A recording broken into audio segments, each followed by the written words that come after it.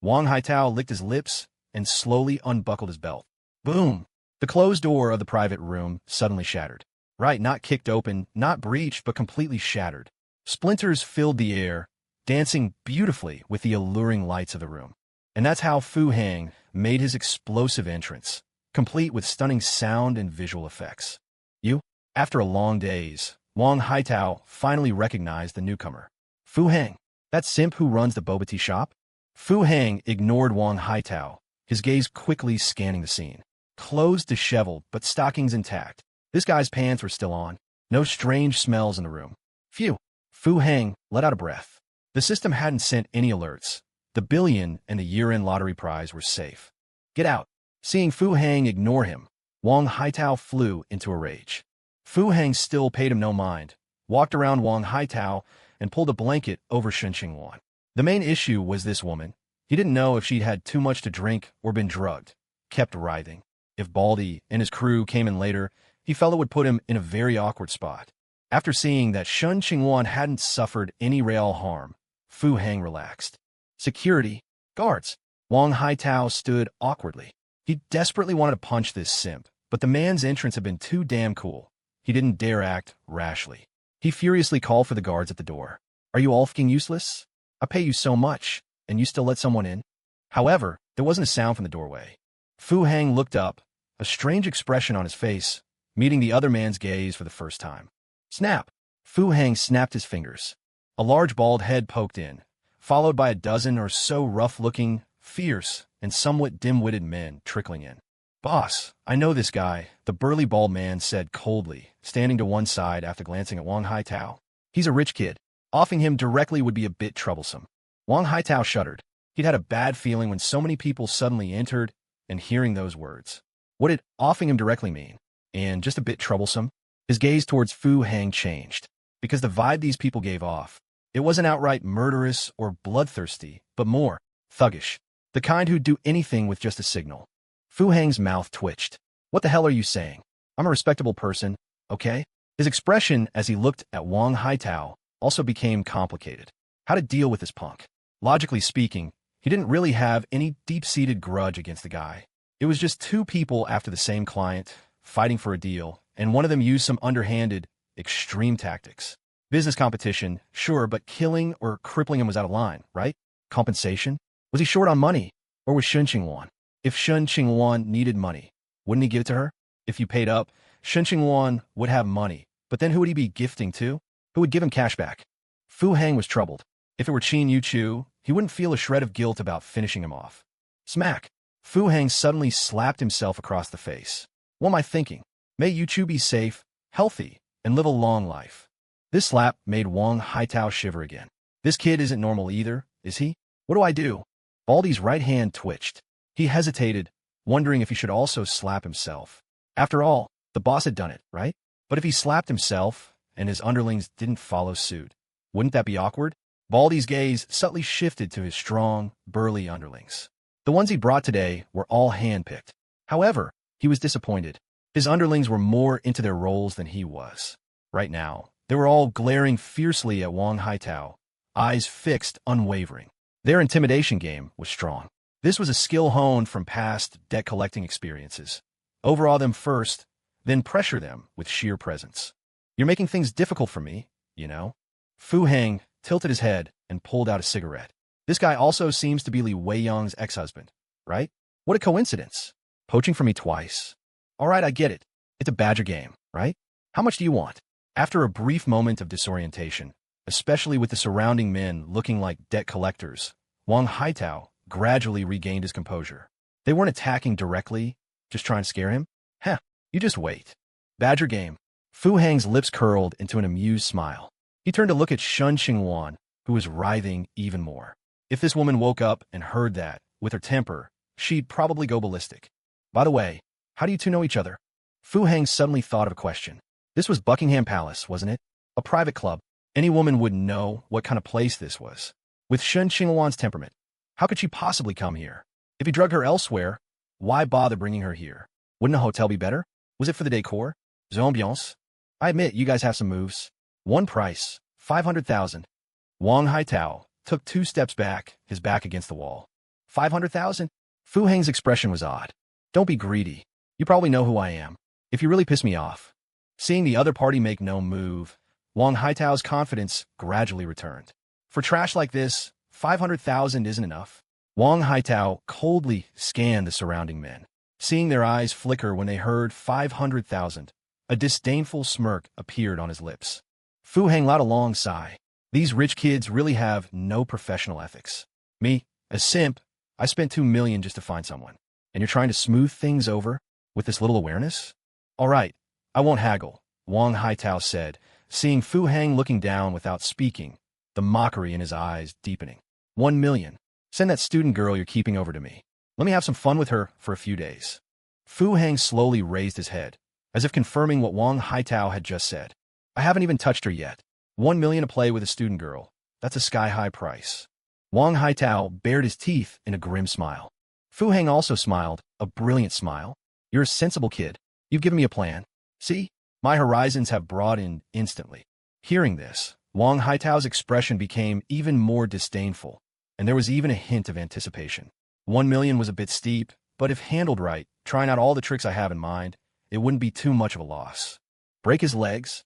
I'll give you 1 million, Fu Heng suddenly said, pointing at the most burly of the men. The man was stunned for a moment, then his eyes lit up. He didn't even look at his bald boss, just charged forward with a savage grin. Last time they went out of province, he couldn't go because he had the flu and a fever. He heard the boss really gave 1 million, and the few brothers who went each got 80,000. The goon was decisive. Wang Haitao was bewildered. We were talking just fine. Why the sudden violence? Weren't you satisfied with the price? Didn't you smile? And so sincerely, too. If it's not enough, I can add more. Wang Haitao didn't get to shout the rest as the man tackled him to the ground. The goon was resolute. $1 million deal, no hesitation. If he hesitated, one of his brothers beside him might rush in. The goon was vicious, but clearly, this wasn't his area of expertise. He kicked Wang Haitao over, but his legs weren't broken. The goon jumped up to kick again, but Wang Haitao could dodge, couldn't he? The goon missed, then reached out to pin him. But once pinned, it was an awkward position to kick from. The moment he loosened his grip, Wang Haitao would dodge. Wang Haitao struggled desperately, and the goon was also sweating profusely from exertion and anxiety. The two of them started wrestling on the floor. This brawler was a man of his word. He'd said he'd break his legs, and he wasn't aiming anywhere else, solely focused on pinning Wang Haifeng down and kicking his legs. But Wang Haifeng was no fool. Did he think he'd let himself be held down? He wasn't as strong as the brawler and couldn't overpower him, but whenever the brawler rose to kick, he'd scramble to dodge. For a moment, they were at a stalemate. Baldy was sweating bullets. This brawler of his was usually a picture of might and ferocity, practically invincible at the gym. His one-handed bench press was legendary in the Sanjia district, and his weighted squats were the gym's star attraction. When he was out collecting debts, he rarely had to lift a finger. The moment the brawler took off his jacket, his twitching pecs would max out the intimidation factor, a walking, non-stop, infinite duration buff. Who knew that in a real fight, he'd turn out to be a tank built purely for defense? A tank who dodges team fights, but now stands on the front line, trying to hog all the damage? Baldy couldn't watch anymore. He shot a subtle glance at his men. Two thugs instantly understood his highly technical look, stripped off their jackets, and closed in, their own massive pecs quivering. This move, however, made Wang Haitao, who had been secretly observing his surroundings, scared out of his wits. Weren't we just talking about breaking legs? Why are you taking off your clothes? And what's with the twitching pecs? Wang Haitao writhed on the ground, struggling, only to unexpectedly glimpse the white socks peeking out from under the two thugs' trouser legs. The brawler, who had exhausted himself trying and failing to break the legs, was panting heavily. Seeing his buddy strip down and jump in to help, he felt a slight sense of relief, but also a pang of regret. It looked like he wouldn't be getting the full 1 million reward himself. Still, it was all muscle they'd built together. At least the money wasn't going to an outsider. Being a loyal guy, he didn't refuse their help and yielded the pinning position. His eyes, cold and sharp, fixed on Wang Haitao's immobilized legs.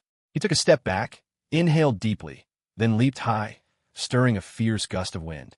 With the force of 1,000 thunderbolts, the might of a meteor crashing into the sea, he came plummeting down. In that instant, Wang Haitao, pinned and helpless, felt as if Mount Tai itself was collapsing before him, the terrifying might of heavens pressing down. For a fleeting moment, Wang Haitao even started to appreciate the 4 quivering mounds of pectoral muscle holding him down. Actually, it wasn't so bad. AR, Wang Haitao's blood-curdling scream echoed through the heavens, shaking the universe. It was a wail from the very depths of his soul. Fu Hang frowned, his eyes filled with pity, but the corners of his mouth twitched uncontrollably.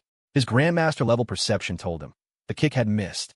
The brawler, panting heavily but looking imposing, gave a very domineering toss of his head and looked confidently at Fu Hang.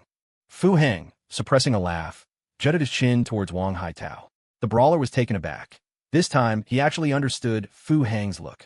He looked down doubtfully, then squatted and gave the leg a squeeze. The kick was off target. It wasn't broken. The brawler flushed, feeling he'd lost face.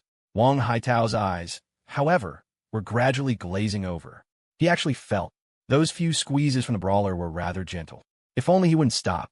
But the brawler, now fuming with embarrassment, was in no mood to notice Wang Haitao's ambiguous gaze. His expression turned grim as he stood up. This time, he retreated all the way to the corner of the room, using the momentum from a running start to leap high once more. "Art!" Wang Haitao screamed again, his voice noticeably richer in emotion than the previous earth-shattering, ghost-wailing cry. Fu Hang was slightly surprised. Wang Haitao's vocal cords weren't half bad. Pitch and timbre were both up to par. As expected of a young princeling, he must have had professional training from a young age. But still, Fu Hang bit his lip hard to keep from laughing. This time, the brawler didn't even bother to check the leg or look at Fu Hang. The impact still felt wrong. The feedback from his soul-hitting bone just didn't seem real. Not broken. Sweat beaded on the brawler's forehead, and his back felt like it was burning. It was the sting of a million lashing him. He was really letting himself down. Would the big boss be dissatisfied? Was the million gone just like that? Actually, it wasn't just about the million. It was about disappointing the big boss's own big boss. Get some tools. Baldy slapped his forehead hard. How did he end up with such an idiot? So much trouble for one leg. It wasn't that he didn't want to step in himself, but Fu Hang had given the order directly to the brawler. He couldn't overstep his bounds. A light bulb went off in the brawler's head. Right, if kicking doesn't work, we can use props. But they'd left in a hurry this time and come empty-handed without any tools. His eyes darted around the room, finally landing on the steel pole on the small stage. This was a luxury suite, fully equipped. Right in the middle of the room, facing the bed, there was actually a small, raised stage with a gleaming pole standing on it. Seeing this pole, the brawler was like the Monkey King diving into the eastern sea to find his staff. His eyes instantly lit up with a green glint. A pole, a man's creed. With a nimble leap, the brawler rolled up his sleeves and started trying to dismantle the steel pole. On the floor, Wang Haitao's terrified eyes gradually glazed over, his panicked expression freezing on his face. But then again, this was a private club, Hanqing's most exclusive establishment. The girls working here were the most prized on the market. No, they should be called socialites here. So, how could the club owner allow his socialites to be easily injured, or let his godlike customers be frightened, or have their fun spoiled? Therefore, the quality of the construction was excellent. Sturdy materials, meticulous workmanship, absolutely no cutting corners. After the renovation, they even had a few 220-pound bodyguards test it personally. Not only that, but regular maintenance, checks, and inspections were carried out with utmost care. After all, a steel pole is a man's creed. Sweat poured down the brawler's body. He too stripped off his jacket, revealing muscles that could not only twitch, but also ripple independently from side to side. But, no matter if he yanked, kicked, rammed, or pulled, the steel pole didn't budge an inch. Sweat started streaming down Baldy's forehead too. Several times he wanted to step in, but he was afraid of ruining his image, so he could only contort his face into a ferocious grimace and keep glancing at his other underlings. On the floor, Wang Haitao seemed to have given up struggling, just staring blankly at the fierce brawler trying to uproot the pole that was bolted to the ground. Finally, one of his buddies couldn't watch anymore, rolled up his sleeves, and went to help. Fu Hang was thoroughly amused, feeling like he was about to bite through his lip. This Baldy was really something, huh? Such a wealth of talent under him. It couldn't have been easy to gather such a crew. But really, guys, you're kind of ruining the mood here, aren't you? We're supposed to be doing a mafia revenge scene, okay? What about my persona? Is my persona not a persona anymore? In the end, the steel pole still couldn't be removed. The small stage was wrecked by their violent efforts, but the pole itself was welded firmly in place. Baldy probably couldn't stand it anymore. With a cold face, he picked up a chair, smashed it to pieces on the floor, and then tossed a chair leg to the brawler. The brawler was panting heavily. He just tried to lift the entire small stage to use as a weapon, but after several failed attempts, the damn thing was solid. He couldn't move it and had wasted a lot of energy. He now saw a wooden stick flying towards him. He caught it reflexively, but for a moment, he couldn't quite remember what he was supposed to be doing. He looked around, a little dazed. When he saw Wang Haitao still pinned to the floor, his emotions took a strange turn.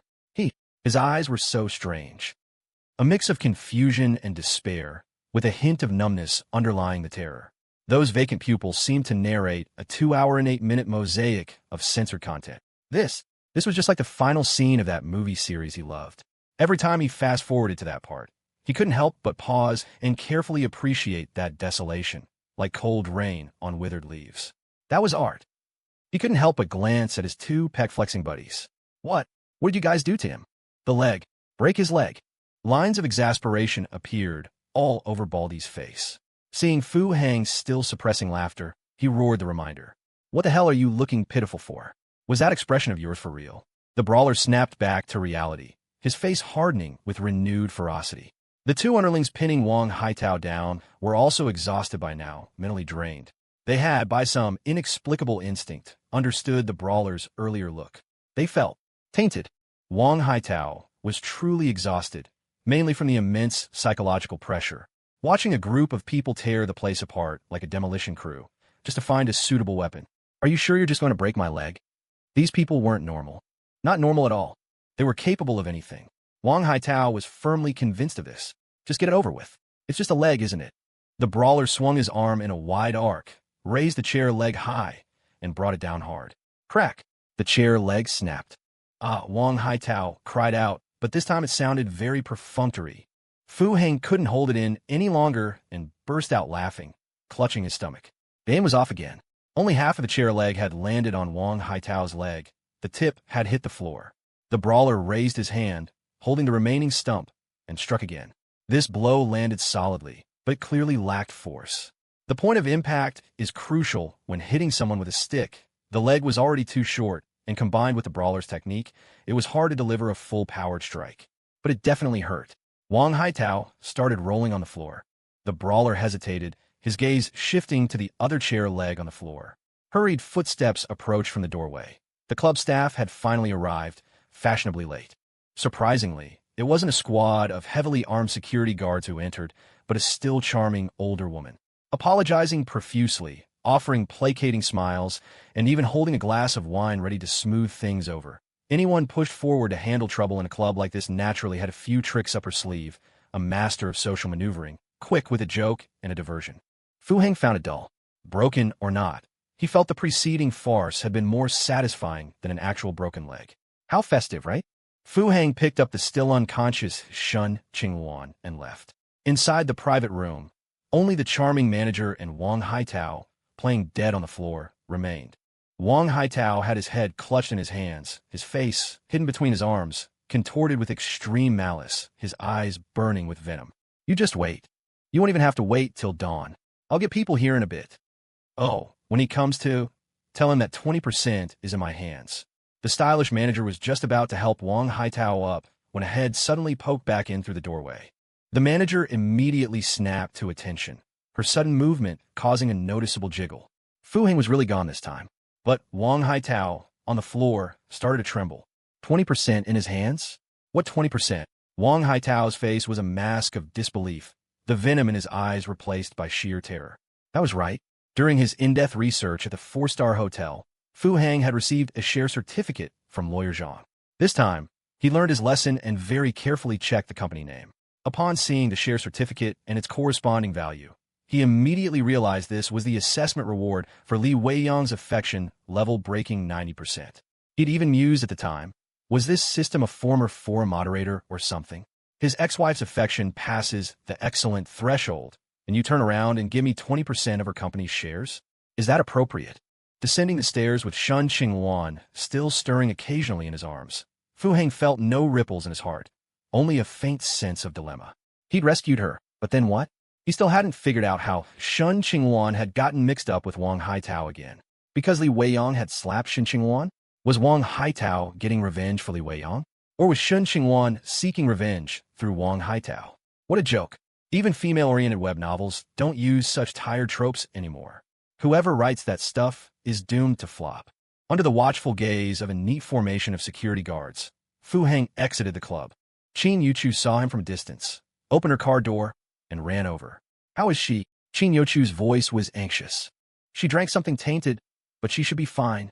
Should we take her to the hospital? Fu Heng fell silent.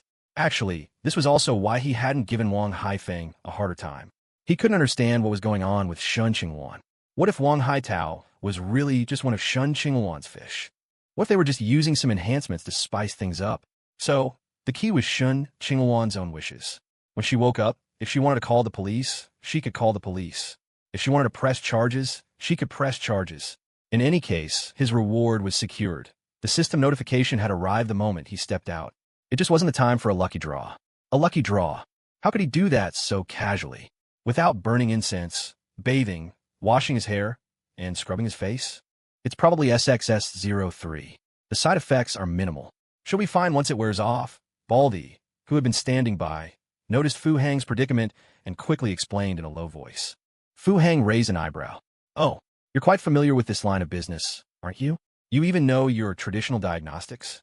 After all, she's a girl. It wouldn't be good to go to the hospital. Fu Heng offered a weak excuse. Indeed, if they went to a hospital, doctors would ask questions. This was a sensitive matter. If they told the truth, the hospital would inevitably inquire about the cause and at the very least file a report. Then let's go to my place first. Qin Yuchu understood instantly and turned to open her car door. But Fu Heng didn't move. The GT900 only had 2 seats. He couldn't just stuff Shen Qingluan in the trunk, could he? Big bro, let me drive you. Baldy, ever perceptive, quickly gestured for his men to bring their car over. You head back first. I'll take their car, Fu Heng said to Qin Yuchu, giving Baldy an approving glance. The minivan pulled up, and after Fu Heng carried Shen Qingluan into the vehicle, the group of burly men stood respectfully to one side. None of them boarded. Baldy deftly swapped places with the driver and slid into the driver's seat. As the vehicle started, Fu Heng couldn't help but glance at Baldy again. You're wasted as a debt collector, kid. I'll transfer the money to you in a bit, including that fellow's 1 million. Fu Heng thought of the hefty guy and chuckled again. Boss, don't talk about money. That's too distant. Baldy peeked at him from the corner of his eye, his mind replaying scenes from gangster movies he'd watched. Lines he'd once jotted down in a little notebook flashed through his head. Then consider it a favor I owe you. Fu Heng probed. So, you're gonna play coy with me, huh? Baldy licked his lips, sweat beading on his forehead again. He still hadn't chosen his line. His mental CPU was overloaded. Boss, can I follow you? Baldy finally grit his teeth, picking a fitting line from his internal script bank. Follow me? Fu Heng was taken aback. To be honest, boss, the economy's terrible, and many debt collection agencies have vanished. My large crew. We're almost out of food. If this continues, our only option will be to turn to a life of crime. Baldy heaved a long sigh, a profound melancholy filling his eyes. Fu Heng was stunned. Only option is a life of crime? So, you thought what you're doing now is legal. All right, I'll give you 2 paths. Ever heard of the Triad Foot Gang in Casino City? I'll give you a number. Someone will set you up when you get there. The Triad Foot Gang? Bloodhand Cripple. Baldy's eyes widened. There had been plenty of talk on the streets recently. The Triad Foot Gang had become quite notorious. Yeah, Cripple and I have a life-and-death bond. Fu Heng pursed his lips. For some reason, he loved showing off in front of this Baldy. He was a Baldy who provided great emotional feedback. Then, what's the other path? Baldy's peripheral vision sharply caught the playful glint in Fu Heng's eyes. Deep down, he wasn't particularly surprised by Fu Heng having a life-and-death bond with Bloodhand Cripple. And why would he be? This man before him was truly resourceful, wasn't he? He'd been told to go to another province to handle someone. Once there, he'd merely done some surveillance, provided a few clues, and the legal team that arrived later took care of everything. That 1 million felt like a hot potato in his hands. Work for me. I choose to stay by your side, boss, Baldy replied without hesitation. In that case, tomorrow, have the brothers who want to stay go to the police station and get a certificate of no criminal record. Of course, those who've already served their time are also acceptable. I only want law-abiding citizens here. Understood. As for the others, you can refer them to Cripple. I'll give you his number in a bit. What? What will we be doing if we stay? Bubble tea shop security guards. The minivan stopped at the entrance of the residential complex. Fu Hang got out, carrying Shen Qingluan. Qin Yuchu was already waiting for them in the distance. I'll have to trouble you to take care of her. Laying Shen Qingluan down in the guest bedroom, Fu Hang wore a helpless expression. Is this considered dragging family into overtime? By the way, can the system give Qin Yuchu some compensation too? Okay, I'll wash her face first. Qin Yuchu came in carrying a basin of water. Fu Hang tactfully excused himself, retreating to the balcony furthest from the guest bedroom. Lighting a cigarette, the restlessness suppressed deep in Fu Hang's heart slowly began to stir. Qingluan, truly. She squirms almost as much as Yuchu. He'd carried her all this way. Without some serious self-control, he would have lost it long ago. Fu Hang, see, could you come here for a moment? Qin Yuchu's voice came from the guest bedroom. Suspicious, Fu Hang stubbed out his cigarette and hurried over. Fu Hang stood at the doorway of the guest bedroom, his jaw dropping, his eyes practically popping out. She wasn't like this just now, was she? She. She keeps writhing. Qin Yuchu held a towel, looking completely flustered. Fu Hang's Adam's apple bobbed. This whole scene is like a pixelated mess I can't bear to look at. Huh? Qin Yuchu, are you using this to test a cadre's resolve? Shen Qingluan might have been unconscious before, acting purely on instinct. But now, after being wiped with hot water, she had regained some consciousness, and the drug's effects were starting to peak. Is this okay? Maybe. You could help her. Qin Yuchu asked weakly. Me help? Fu Hang's pupils dilated, his eyelashes practically stiffening. I've read in novels that they usually. The bookworm's knowledge came from books. What kind of books do you usually read? Aren't they not allowed to describe anything below the neck? Several I was following got locked in the little black room. Qin Yuchu lowered her head. She couldn't possibly say it was for work, could she? Fu Hang looked at the increasingly agitated Shen Qingluan, momentarily at a loss. This is a job for a scumbag. A simp doesn't have this in his job description. Here, help me. Fu Hang grit his teeth and started taking off his jacket. Help. Qin Yuchu froze. Me too. There was one book with a scene like this, but it wasn't very detailed. What am I supposed to do? Go to the bathroom and run the water, cold water. Fu Hang's lips twitched. He hadn't read any relevant novels, but he'd seen this kind of scene in movies, proper movies, where they used cold water. Oh, blushing. Qin Yuchu released the button she was fiddling with and hurried to the bathroom. The bathing process was entirely pixelated. You wouldn't want to see it anyway, so we'll skip the details here. Fu Hang returned to the balcony, silently reciting the scripture of purity and tranquility. The great Tao is formless, yet it gives birth to heaven and earth. The great Tao is passionless, yet nurtures all things. The spirit of man loves purity, but the heart disturbs it. The heart of man loves stillness, but desires lead it astray. What is non-action, Wu Wei? This is non-action. Condition 1. A woman completely at your mercy. Condition 2. This woman is a peerless beauty. Condition 3. You've simped over this woman for 6 years. Condition 4. She's still your white moonlight. Condition 5. Your girlfriend is right there, showing no signs of stopping you. When all 5 of these conditions are met, I, your old man, remain unmoved by temptation, filled with righteous integrity. Tell me, isn't this non-action? Fu Hang's hand, crushing the cigarette, crackled.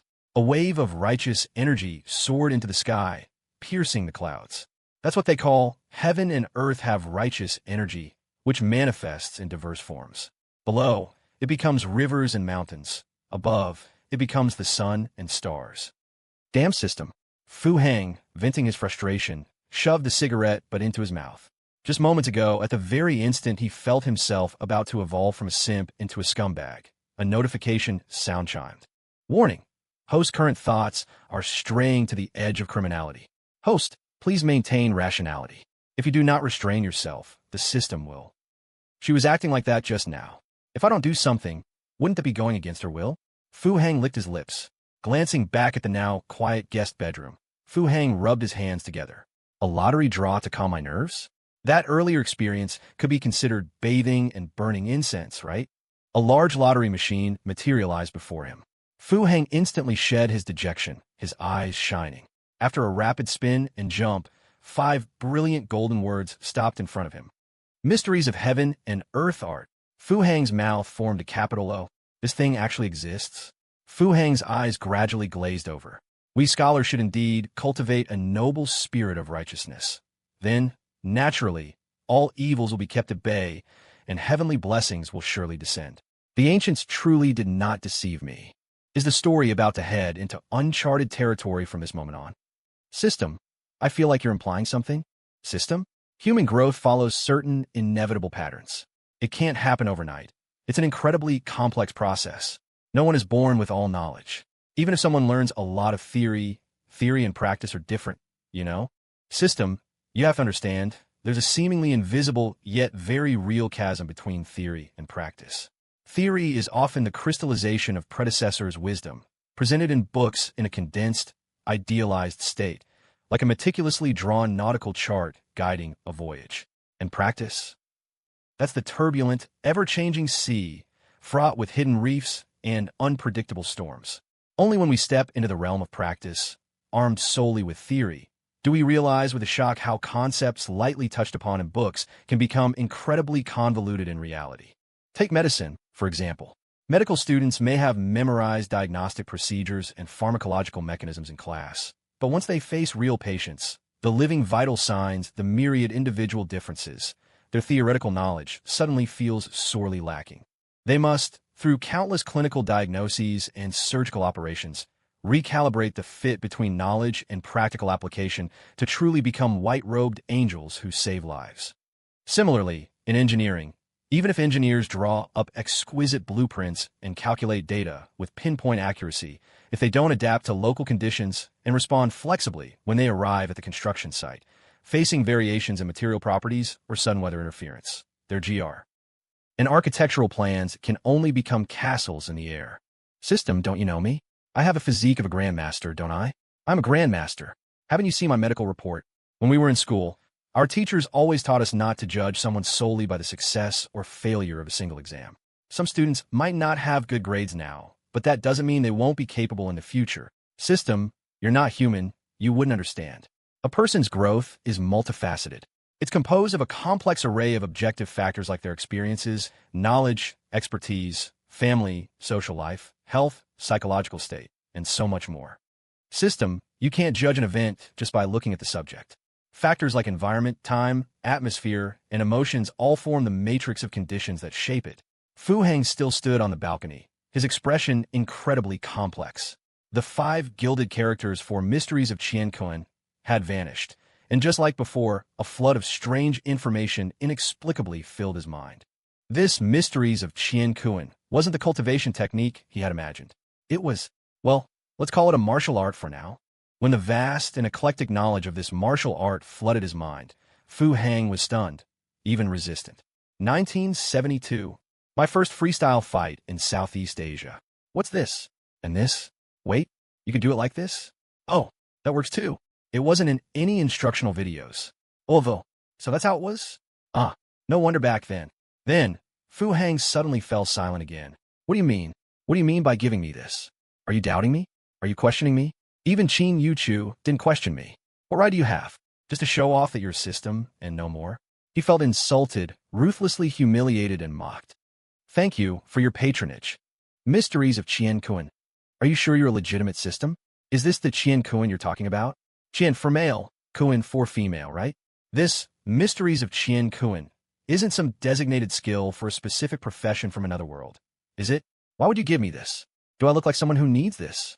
This is an affront to decency, a terrible disgrace. She's asleep. Qin Yuchu's voice came from behind him. There were fine beads of sweat on her forehead, and the fatigue on her face was very noticeable. You should get some rest too. I'll head back first. Fu Hang's back twitched slightly as he forcibly suppressed the urge to immediately discuss the applicability and practicality of his new skill. Don't jump to conclusions. This was purely out of academic curiosity. The road is long and winding, and I shall seek high and low. But Qin Yuchu was truly exhausted, not to mention 3 consecutive days of investigation, and today, first the high-speed chase, then helping him bathe and change. She was naturally delicate. You're leaving? Qin Yuchu was taken aback. I'm going to thank the friend who helped rescue Shen Qingluan.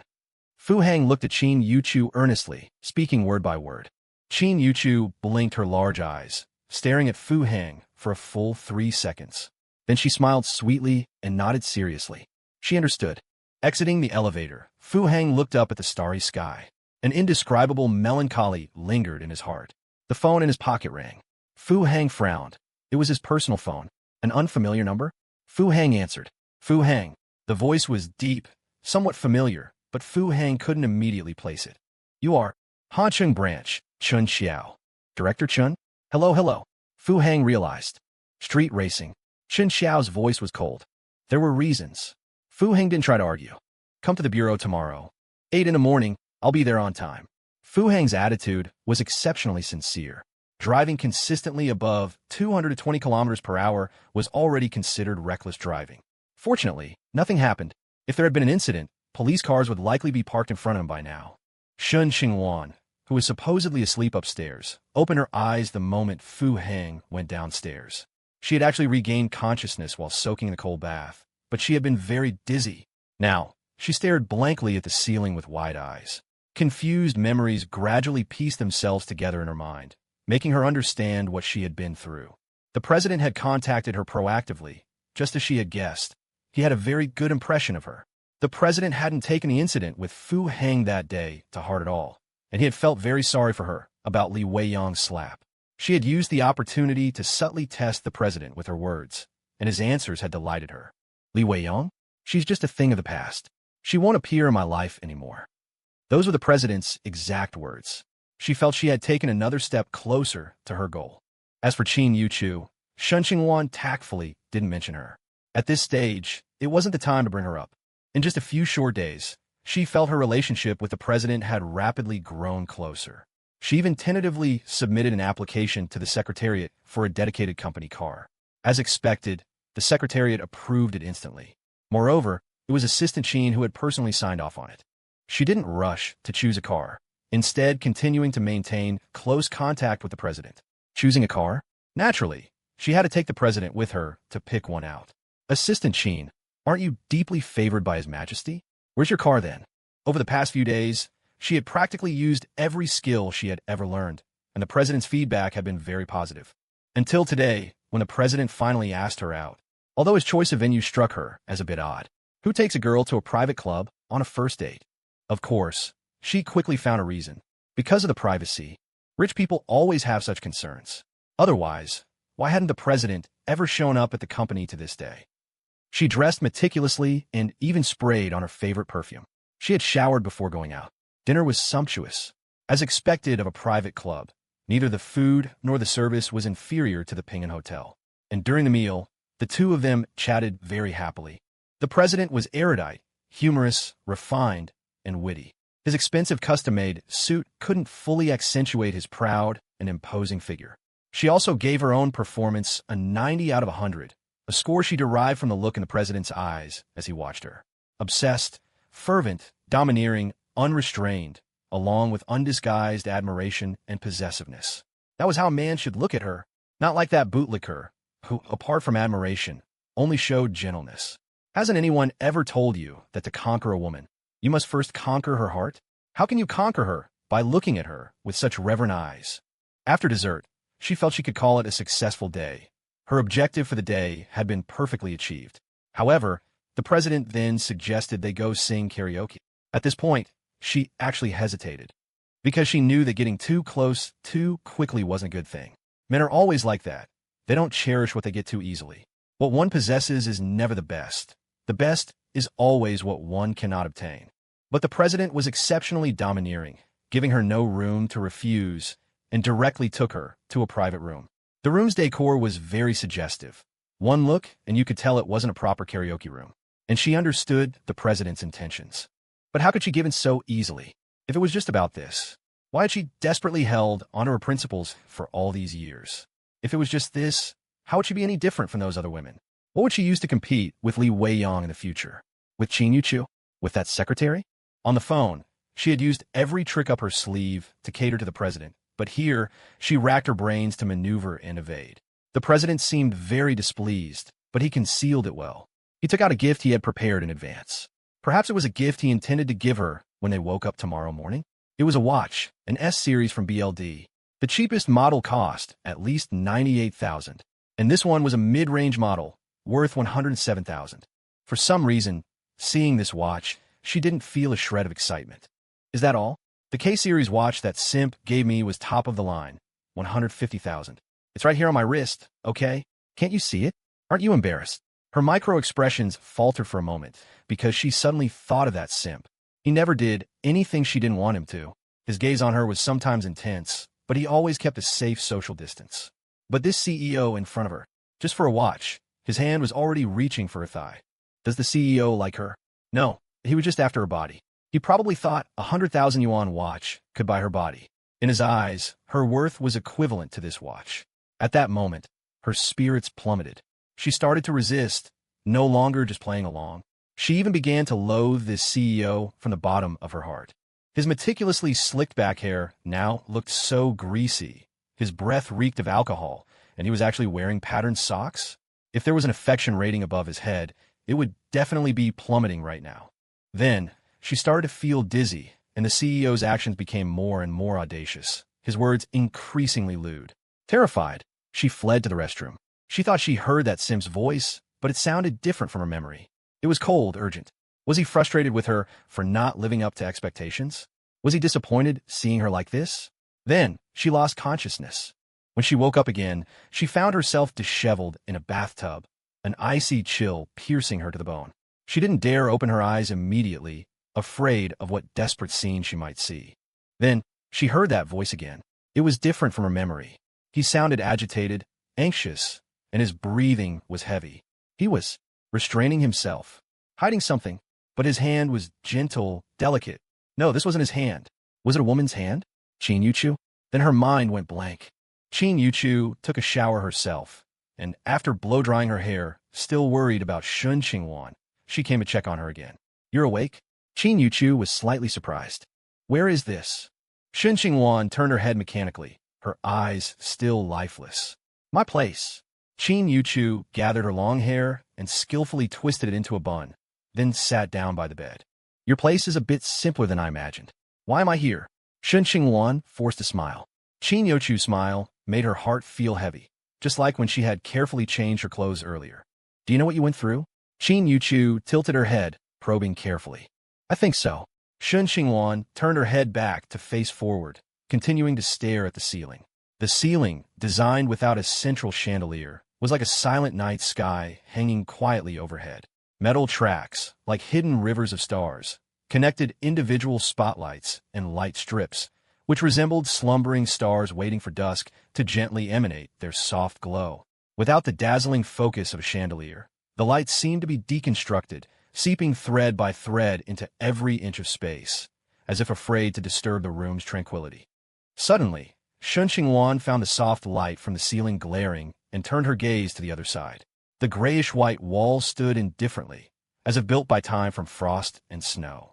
It was a color stripped of all passion and worldly vibrancy, pure to the point of desolation. Wherever her gaze fell, its cold texture felt like touching the chill of time itself. This grayish-white was like memories bleached clean, or like dreams that had lost their luster after being worn down by reality. The soft light diffused across the grayish-white, a scene that should have been warm, yet inexplicably exuded a sense of pallor and confusion. Shen Qingluan wearily closed her eyes, but the faint light still seeped through her eyelids, mingling with her blurred vision. The light tried to embrace this cold world, to inject a trace of warmth. Yet every halo it cast seemed only to emphasize the shape of loneliness. In this interplay of light and shadow, she seemed to see the path she had walked, those moments of fumbling in the dark, clinging to fervent beliefs only to be ruthlessly battered by reality. Under the light, her once firm convictions and persistent pursuits had now dissolved into this indistinct haze before her, as if she were on a fog-covered lake, unsure of where the other shore lay, or how to row. A friend of Fu Hang's works as a waiter there. He saw you and called Fu Hang. Qin Yuchu stared into her eyes, speaking very slowly. Fu Hang saved me. Shen Qingluan was astonished. That was a private club. Could Fu Hang even get in? Besides, the CEO was there. How could he possibly let Fu Hang take her away? Fu Hang knows a big shot in the underworld. He asked that big shot for help. Qin Yuchu averted her gaze, but her peripheral vision remained locked on Shen Qingluan's eyes. They say that big shot brought over 20 men. Qin Yuchu, still uneasy, added. Then why am I at your place? Fu Hang didn't dare take you to the hospital. He was worried about you. But given your condition, then, he contacted me. Doesn't he know you're the CEO's woman? Shen Qingluan's tone suddenly dropped.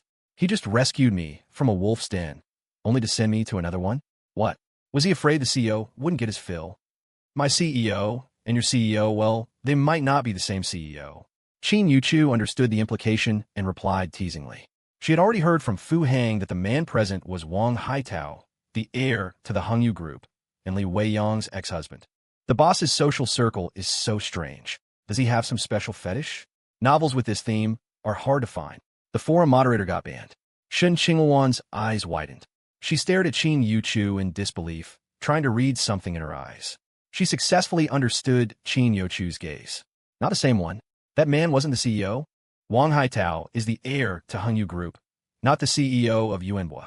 Qin Yuchu hesitated for a moment, then explained seriously. Crack! A thunderbolt struck Shen Qingluan's mind. The next morning, Qin Yuchu went downstairs to buy breakfast, while Shen Qingluan changed into a small suit belonging to Qin Yuchu. Shen Qingluan's expression was awful. This darn girl's waist was so tiny. Her clothes actually looked big on Shen Qingluan.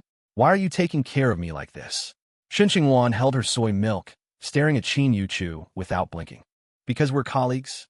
Qin Yuchu replied, biting into a Zilong Bayo, her face a picture of innocence.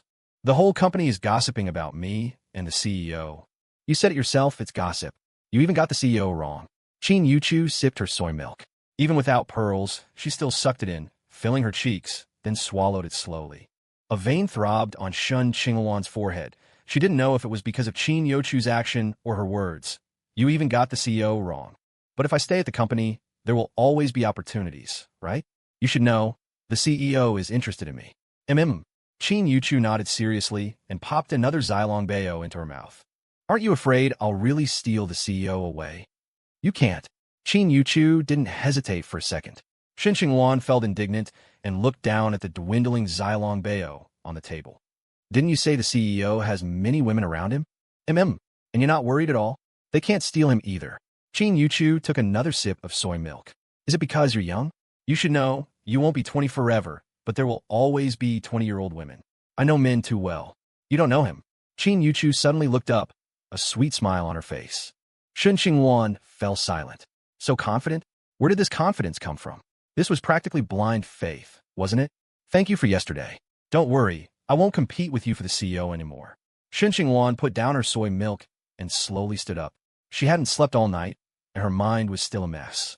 But strangely, she kept thinking of that man, and whenever she did, her chaotic heart would calm down a little. Maybe she really had been wrong. Shen Qingluan walked towards the door. She needed to go home and be alone to think. She wasn't working today.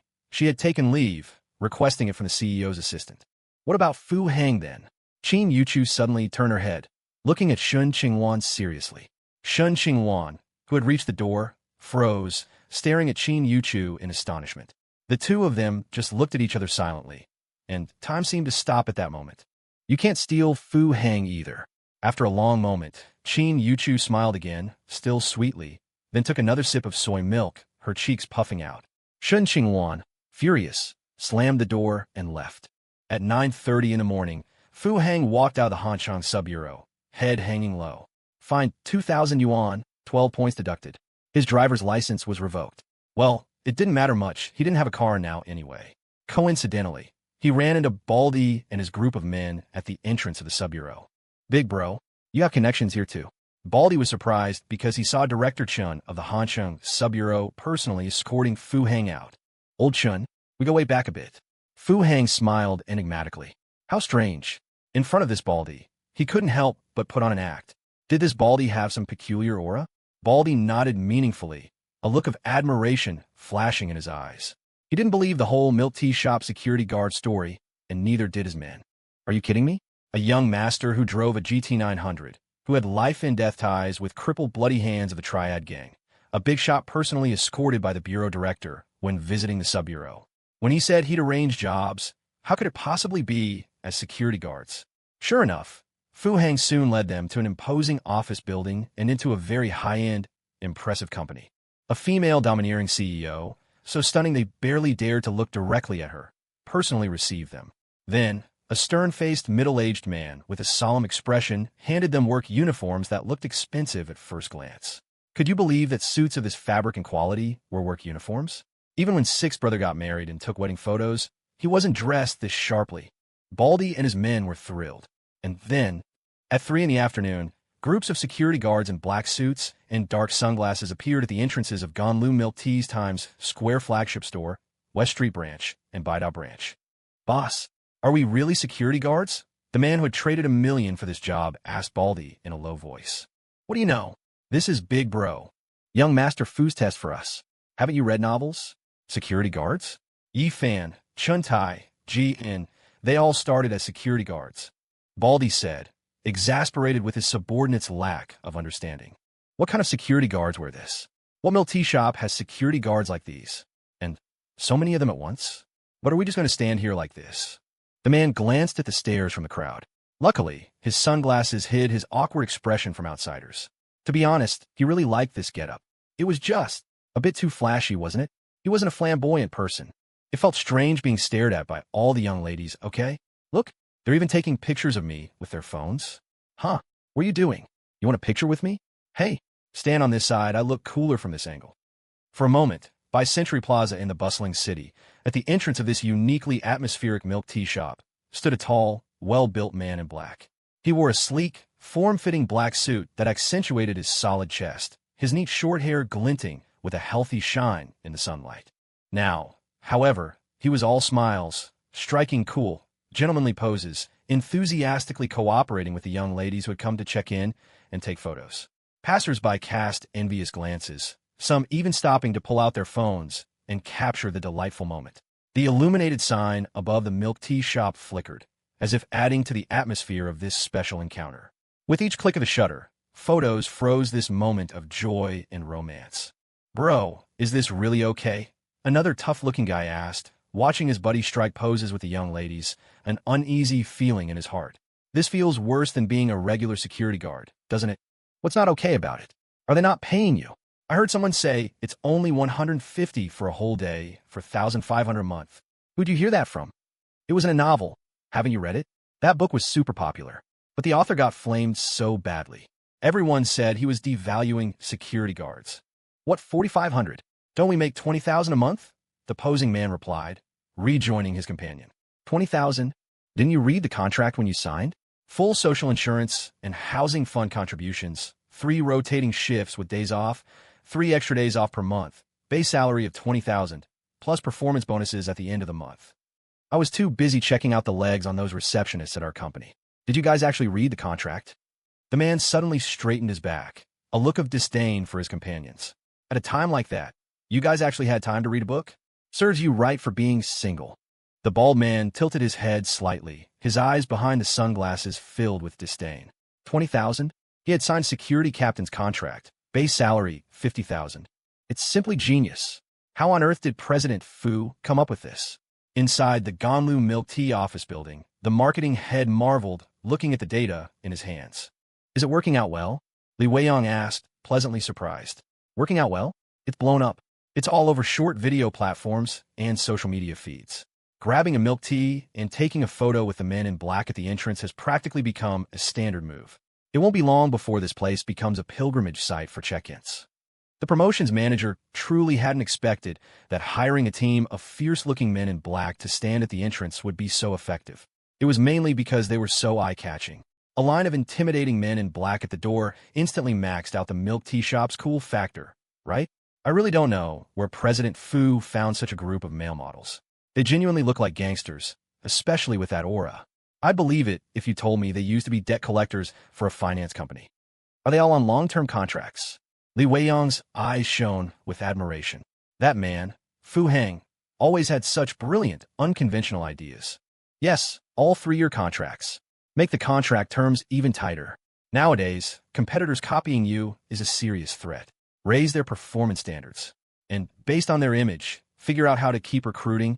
Our future branches will need them too. We need to turn this into another signature trademark for our Ganlu milk tea. Li Weiyang was full of ambition. With Fu Heng backing her like this, if she still didn't succeed, she might as well just get a dog and chain it up in the office.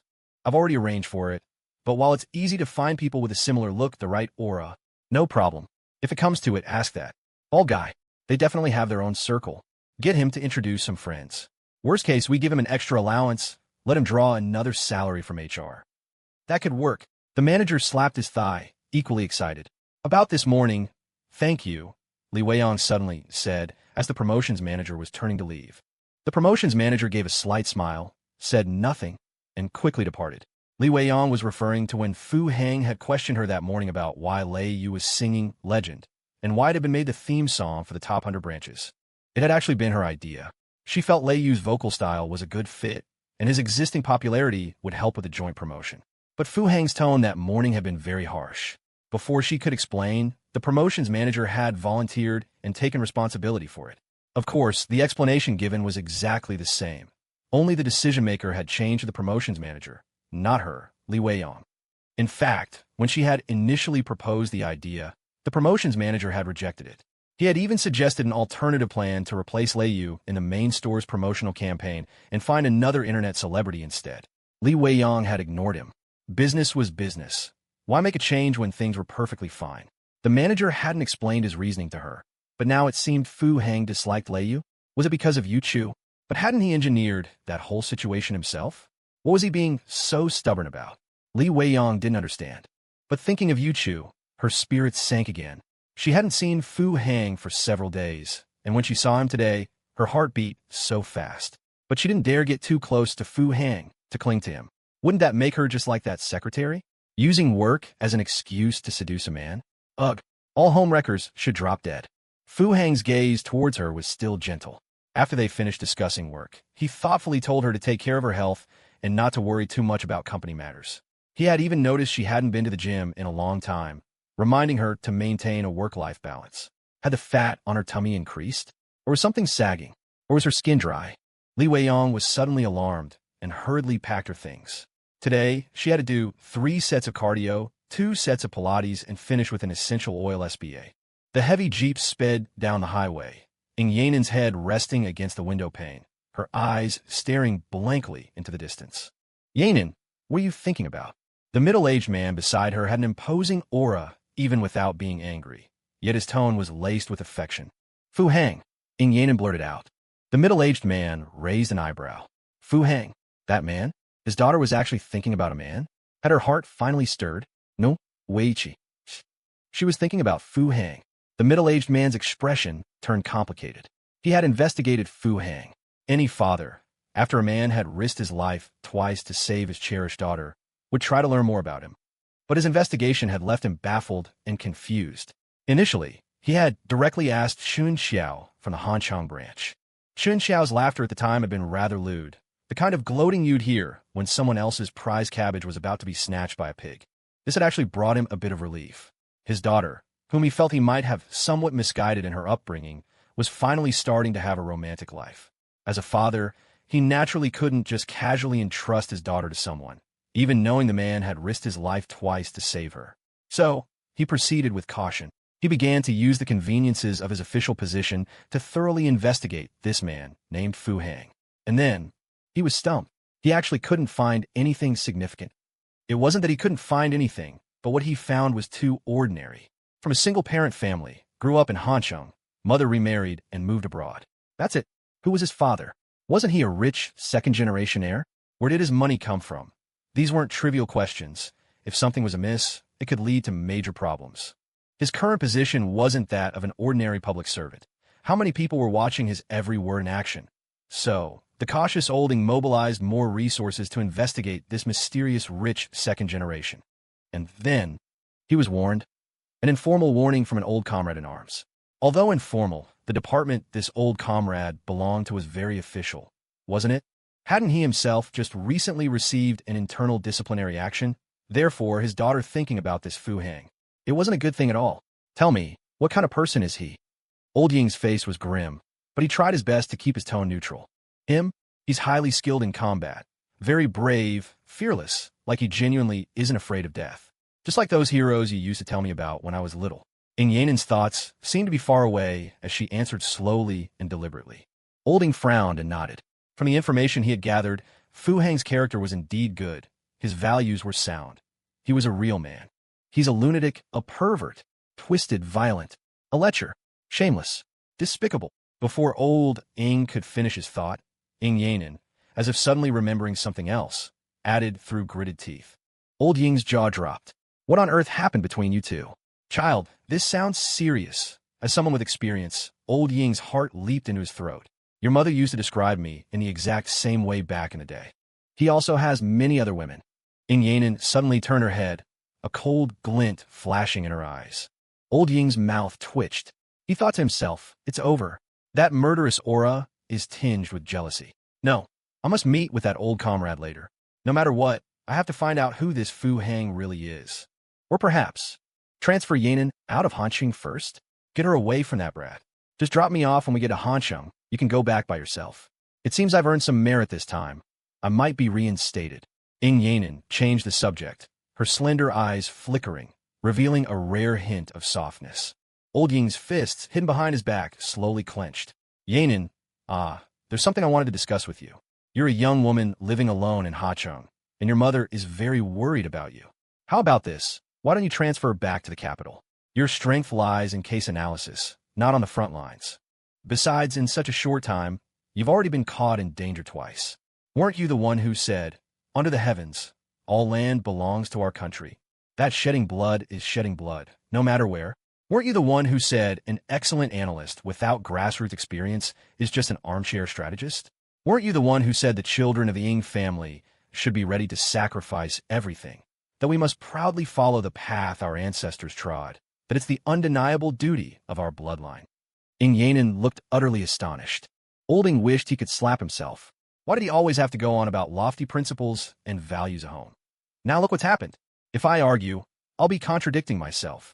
If I support her, it feels like my daughter is slipping away. You were the one who insisted that under your protection in the capital, I'd never grow up. Now that I've just found my footing in Hanqiang, I'm not leaving. You can tell Mom yourself. Ing Yanin stubbornly turned her head away. Old Ing was speechless. Found your footing? More like someone's already dug up the corners of your wall. Wang Haitao left Hanqiang that very night. He didn't dare tell his family what had happened at the private club. That Fu Hang was actually the mysterious big shot who had secretly taken 20% of his family's company shares. How could that be? Wasn't he just a simp? Back when he was pursuing Li Weiyang, he'd even had people tail Fu Hang for a few days. A pure-blooded simp. How did he suddenly become a hidden tycoon? He had pulled a lot of strings these past few days and spent a considerable amount of money, all to confirm this matter.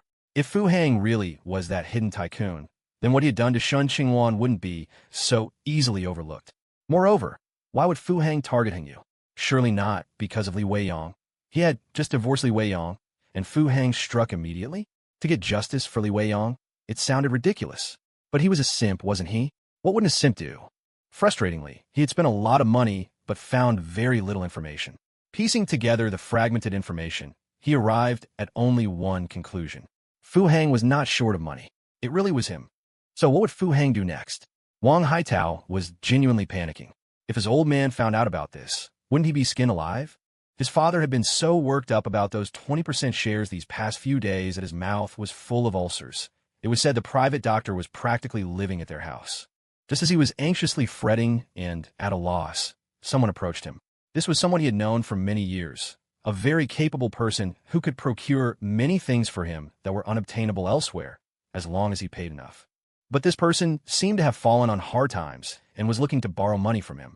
Looking at the man before him, still arrogant even while on the run, and the group of fierce-looking thugs following him, Wang Haitao's thoughts turned dark. In for a penny, in for a pound? Before him was a group of desperados, and they just happened to need money. As long as he paid them, they would dare to do anything, and could do anything. I can give you the money. Let's not even talk about borrowing. We've known each other for so many years. Wang Haitao's face broke into a brilliant smile. And the conditions? The dark, thin man opposite him was expressionless.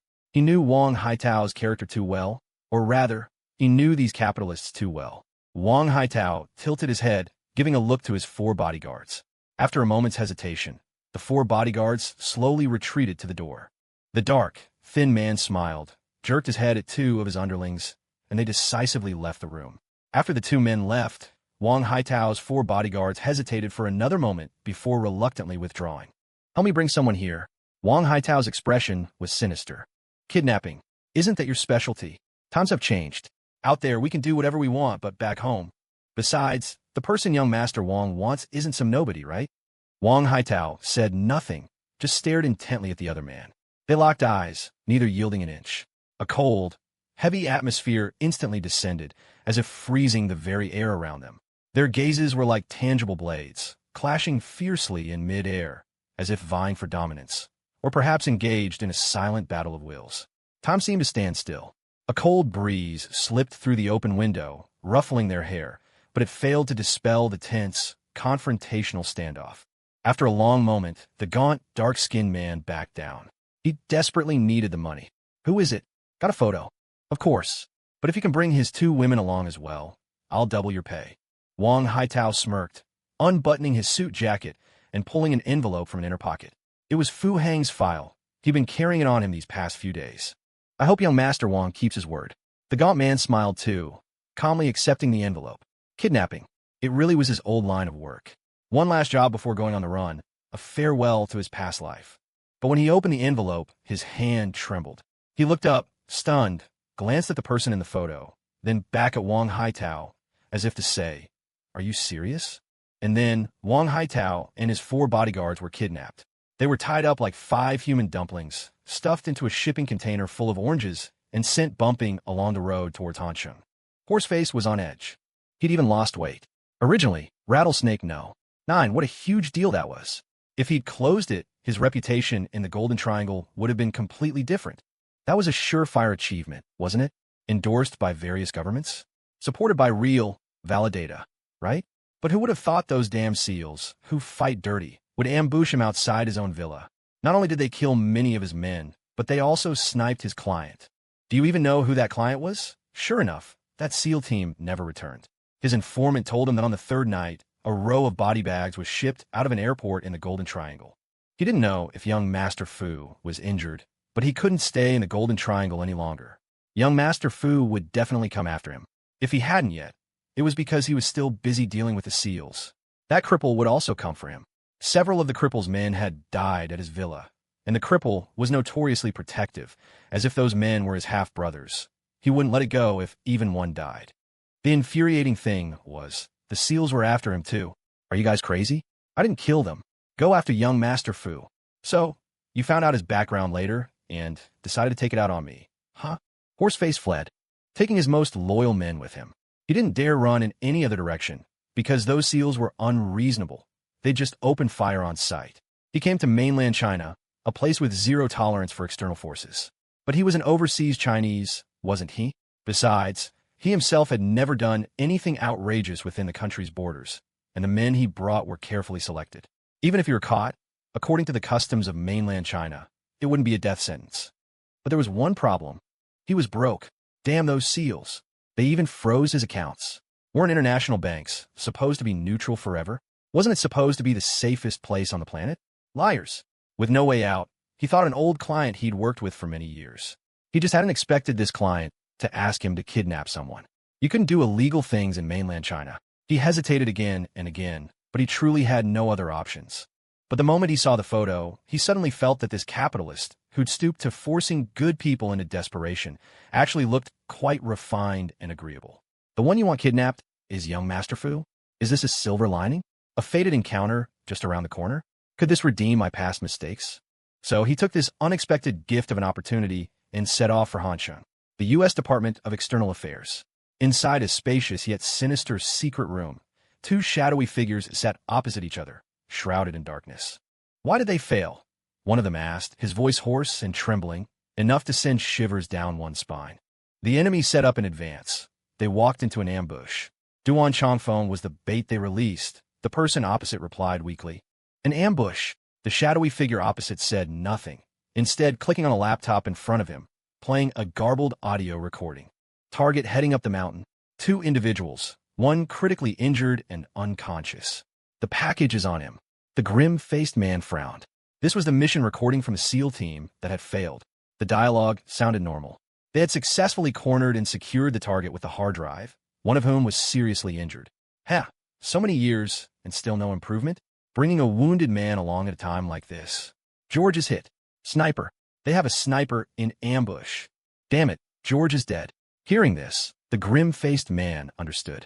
No wonder they brought the wounded man. He was bait. 9mm caliber? Not a sniper, they're close by. Arg, Mark? Mark? Damn it. Everyone, move towards the 7 o'clock position. The enemy can't be numerous. Ambush on my side too. Hellion is dead. The grim-faced man's frown deepened. He tried to reconstruct the scene in his mind based on the dialogue.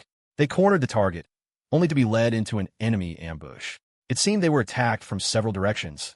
Yet why did those on site judge the enemy numbers to be small? Because of the gunfire? Indeed, he hadn't heard intense exchanges in the recording. It was usually just a few sporadic shots, and then another voice would disappear from the recording. He's out of ammo. He's alone. A sudden voice blurted out from the computer. Alone? 6 seconds later, all sounds ceased. The grim-faced man looked up in astonishment, staring incredulously at the man before him. This last part of the recording indicated the target was out of ammunition, and he could analyze the ensuing struggle from the sounds. 1 against 3, ending the fight in 6 seconds without ammo, against fully armed SEALs? The man opposite said nothing, head bowed in silence. The operations analysis department had studied this recording for a long time. The results were disheartening. They couldn't make heads or tails of it. It completely defied the logic of jungle warfare. Instead, it reminded them of that battle dominated by the strongest ground forces on Earth.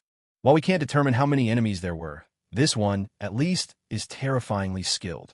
Wasn't Cold Wolf supposed to be in South Africa? The grim-faced man's expression was exceedingly ugly. They actually brought Cold Wolf back. China's population base is a given. If they can train one Cold Wolf, they can train a second. The grim-faced man fell silent. Yes, that was a miraculous land. Nothing that sprouted from its soil would be surprising. China has acquired no. 9. South wind will probably be unveiled soon too. When that time comes, if they utter swords come, will all the winds east, south, west, and north blow at once? South wind is secondary. The crucial point is the deterrent power of our no. 9 will be drastically reduced. The grim-faced man cracked his knuckles forcefully, his broad nose wrinkling up like a pretzel. Then have them accelerate research on no. 10. You should first figure out how to catch them all. I feel like our research institutions are turning into welfare agencies. The grim-faced man finally lost his composure, slamming his fist hard onto the laptop in front of him. The man opposite remained silent, mentally adding 2 more laptops to this month's list of consumable supplies. Who was that guy driving the car that intercepted the RPG? The grim-faced man took a deep breath, the fury in his eyes becoming harder to conceal. He's the one who lured the entire team into the trap. According to our intel, he's a rich kid. A rich kid. The grim-faced man looked astonished. That kind of driving skill? Even a professional racer wouldn't be out of place. Though a lot of rich kids are into this stuff. A few I know have even started looking into wingsuit flying these days. Send 2 teams after them. Since they're bait, don't even think about pulling them back. And that Duan Changfeng, I don't care who he is. Into China's territory? Don't worry. We've got word from Apocalypse. Number 3 has successfully infiltrated China. China will soon be too busy to deal with them. Just have our teams coordinate. The grim-faced man seemed to recall something, his expression suddenly relaxing, yet a savage glint appeared in his brow as it twitched. The man opposite him sharply raised his eyes, which were filled with profound shock and fear. Number 3? It couldn't be. Catfish 3 could, but would Apocalypse agree to let Catfish handle something like this? Catfish doesn't need to get his hands dirty. He has his own plan.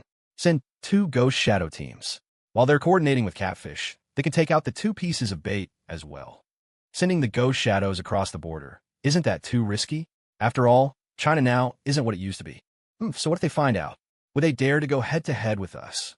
The grim-faced man arrogantly tilted his chin up. The man opposite him lowered his head, a trace of helplessness flickering in his eyes. 3 days later, a small border town. How come it's just the 3 of you? Where are the others? A man with Asian features and an aquiline nose asked, his face full of confusion. China's border defense was too brutal. If Baikalaka hadn't detonated the Z-4 strapped to him, none of us would have made it out. 2 whole teams, and only 4 of you made it across the border? The aquiline-nosed man was dumbfounded. They were the ghost shadows, feared by all. What kind of joke was this mission? Coordinate with Catfish? They were about to become boiled catfish themselves. Hesitating, he carefully felt a card in the inner lining of his jacket. Good, the card was still on him. This was 2 billion. An untraceable black card from the World Bank, the organization's operational funds for Catfish. Where's Loki? The aquiline-nosed man was startled again. He didn't see the familiar redhead among the 3 survivors. Sniped. He was the first to die, replied a man with an injured left hand, his tone complex. How many times did we warn him? That mop of red hair in the jungle, wasn't it as obvious as a target? Did he really think this was a game? Buying skins? The brighter the cooler. Damn it. The aquiline-nosed man was stunned. Only the redhead had seen Catfish's file. Loki's dead. Where are we supposed to find Catfish now? Loki mentioned something to me. The man with the injured left hand weakly raised his hand. He and the redhead were a couple. Spit it out. The aquiline-nosed man ignored the fact that the other was leaking classified information. He's in Hansheng, male, under 30, handsome. The aquiline-nosed man frowned, waiting. However, after nearly 10 seconds, he realized the man wasn't continuing. That's it. A vein throbbed on the aquiline-nosed man's forehead.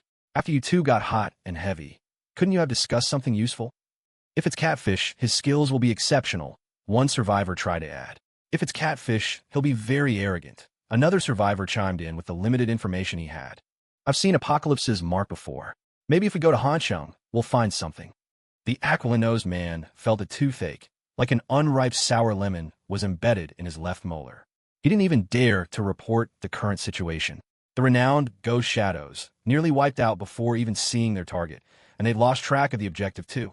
Hacheng, in a deserted alley. Fu Hang was very frustrated. In front of him lay a man covered in blood, completely still. Today was supposed to be a good day. The stock market index was stable. After the great catastrophe, Shen Qingluan's favorability rating had returned to a familiar 31%. He finally understood why Shen Qingluan's favorability had suddenly dropped from 87% to 58% that day. That woman actually thought Wang Haitao was the CEO? Mistaken identity? Was that really Yu Qingluan? You could make such a rookie mistake. Fortunately, everything was back on track. 60% was a value within Fu Hang's expectations. After all, Shen Qingluan's perfect settlement day was 3 years later, when Ganlu milk tea's market value would explode.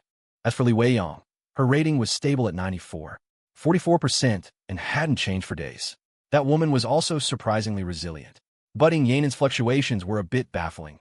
Her daily rises and falls seemed abnormal. The day before yesterday, it was 73%, and yesterday it dropped to 19%. What on earth was that woman thinking about at home all day? For this dangerous woman, Fu Hang planned to let her cool down first. After all, she was also a client worth $2 billion, who needed careful planning. Of course, the happiest thing was that the promotion tasks for actor and legend were completed. The promotional effect was as good as expected, and with the Men in Black boost, its spread was even more explosive than when Reserved was released. After all, that cringe-worthy confession performance had fermented naturally, while now, there was a team managing the promotion. Regrettably, this quest line seemed to be fixed. He was rewarded with 4 golden hits from a parallel world, and the follow-up quest was still to continue sharing. However, this money was really easy to make, 3 songs sold for so much? Entertainers are a detriment to the country. Of course, these weren't the source of his good mood today. Just yesterday, he received his system's 3-month performance review and obtained level 6 practical English listening, reading, and writing skills. Waha! Finally, he was internationally compatible. Finally, he could understand the GT 900 manual. Finally, he could understand the project proposal for the milk tea shop. Most importantly, he wouldn't need subtitles to watch and censor porn anymore. To commemorate this special day, he decided to take Yuchu out for a nice meal at Ping'an Restaurant. He wanted to order in English to show off his knowledge in front of the academic ace. But the scene before him left him feeling utterly speechless and wrongly accused. It was a very cliché scene. How'd that song go? Just because I took one more glance at you in the crowd. Fu Hang was really just passing by when he saw a roguishly handsome man standing by the roadside, smoking coolly. He thought the guy resembled that scandal-ridden celebrity, Fan, so he took a couple of extra looks. After all, he was in the entertainment circle now, right? What if he was a colleague in the industry? Who knew those 2 glances would cause trouble? The guy was unexpectedly arrogant. Noticing Fu Hang looking at him, he glared and snapped. What are you looking at? Well now, Fu Hang, a grandmaster with a system, a reckless man who could take on a SEAL team single-handedly. You better think this through. You're not a woman, wrong gender. No matter how good-looking you are, you can't become one of my clients. Fu Hang retorted. So what if I am looking at you? Try looking again. Try me. Fu Hang tilted his head and leaned in. Who knew the other guy was a real badass too? He threw a punch straight at Fu Hang's face. Fu Hang's heart skipped a beat. The punch was incredibly fast. He actually didn't completely dodge it. A grandmaster didn't dodge it. A punch landed on his shoulder, sending Fu Hang staggering back several steps. To be honest, Fu Hang was a bit dazed. His first thought was, is this guy in the same business? You have a system too? Don't laugh, but Fu Hang actually chickened out a little. He was ready to chat for a bit. After all, if they were in the same line of work, they could exchange notes on being a top-tier simp, right? What if the other guy's system came with a manual? But his opponent was wild. Having landed a punch, he had no intention of wasting time talking. If he could fight, he wouldn't hesitate. He lunged forward with wide, sweeping moves, each one aimed to kill. After taking 2 more hits, Fu Hang completely lost it. So you think you can fight, huh? And then, Fu Hang had to admit, he kind of lost control. After wiping out an entire SEAL team in one night, an iron-blooded, true to his era reckless hothead found it hard to keep his cool when he was getting beaten and drawing blood. Once those bloodthirsty hormones were unleashed, it was like he was on Viagra, roaring and completely wired. And that was before he even ran into someone who, well, let's just say he met his match. Anyway, this guy was tougher than that squad of SEALs in bulletproof vests. Then, the dude stopped moving. Fu Hang straddled him, slapping him again and again. What are you looking at? So what if I try? Think you're so tough, huh? Fu Hang cursed with every slap. But the other guy didn't fight back, and Fu Hang's bloodlust gradually cooled. Looking at the man lying there like a dead dog, he suddenly felt a pang of panic. This wasn't the Golden Triangle. This was China. Would this count as picking quarrels and provoking trouble? After a long moment of thought, he pulled out his phone and made a call. Chief Chun? Yes, I'm doing great. Perfectly fine. Recovered a long time ago. Thanks for your concern, Chief Chin. Yep, definitely. I'll definitely come by when I have time. How about I come over right now? Haha. Actually, something has come up. Here's the thing. I just got into a fight with some guy.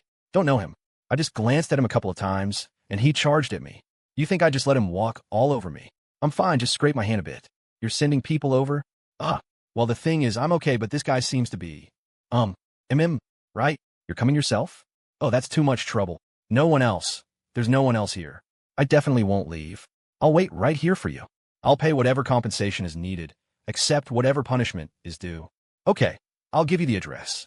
Hanging up, Fu Hang looked at the corpse on the ground and sneered. Stupid, huh? Bro's got connections upstairs. Never mind that thing he spent $1 billion on. If the merit on his head could be counted as halos, he'd have at least 3. Beating someone up? What's the big deal? Chief Chun arrived quickly. 2 cars came in total. Chief Chun drove himself. Only after he made a preliminary observation of the scene did the police car, following him, turn on its siren. Bad blood. In a private hospital room, Chun Xiao looked at Fu Hang, whose fist had just been bandaged. It was scraped raw. Nah, I don't even know him. The moment we met, he just blew up, bared his teeth, and charged at me like a psycho. This is a bit troublesome, Chun Xiao said, his expression grave. Is he badly hurt? Fu Hang's heart skipped a beat. You're the one who did it, don't you know? Chun Xiao was speechless. Well, I just saw red, you know. Broken left arm, shattered right shoulder, 7 broken ribs, bleeding in 3 internal organs, broken nose. The CT scan of his brain doesn't look good. Severe concussion is a conservative estimate, and there's slight intracranial bleeding. Fu Hang was stunned. Can he even be saved? The attending doctor secretly told me that even if he recovers, he'll probably be drooling for the rest of his life. Chun Xiao's brow furrowed deeply. Although he didn't know what Fu Hang had done in the Golden Triangle, based on many details, he judged that Fu Hang must have performed meritorious service. But he couldn't blatantly protect him either. At his level, he could turn a blind eye to minor issues, but with injuries this severe, he could only handle it according to the law. Hearing this, Fu Hang shuddered. Holy crap, is it that bad? But luckily that guy's built tough. Otherwise, he'd be dead by now. Chun Xiao couldn't help but offer a word of comfort when he saw Fu Hang's face. But Fu Hang clearly wasn't comforted. That's lucky? I'm screwed. This isn't going to be easy to clean up. There was a knock on the door. After getting Chief Chin's permission, a pretty-faced policewoman pushed the door open. How is it? Have you identified the injured party involved in the mutual combat? Chun Xiao's tone was steady. He directly labeled it mutual combat. Fu Hang shot him a grateful look.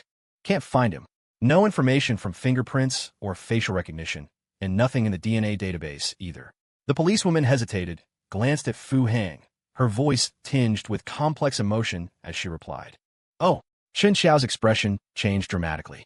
He glared sharply at the policewoman, who gave an almost imperceptible nod. All right, you can go back first. Keep your phone on, and remember to report it if you leave the city. Shen Xiao hurriedly gave a few instructions and rushed out of the hospital room. That's it. I can go. Fu Heng stroked the bandage on his hand. What the hell did I bring back from the Golden Triangle? This level of favoritism is practically covering for me, isn't it? Fu Heng was still uneasy even after leaving the hospital.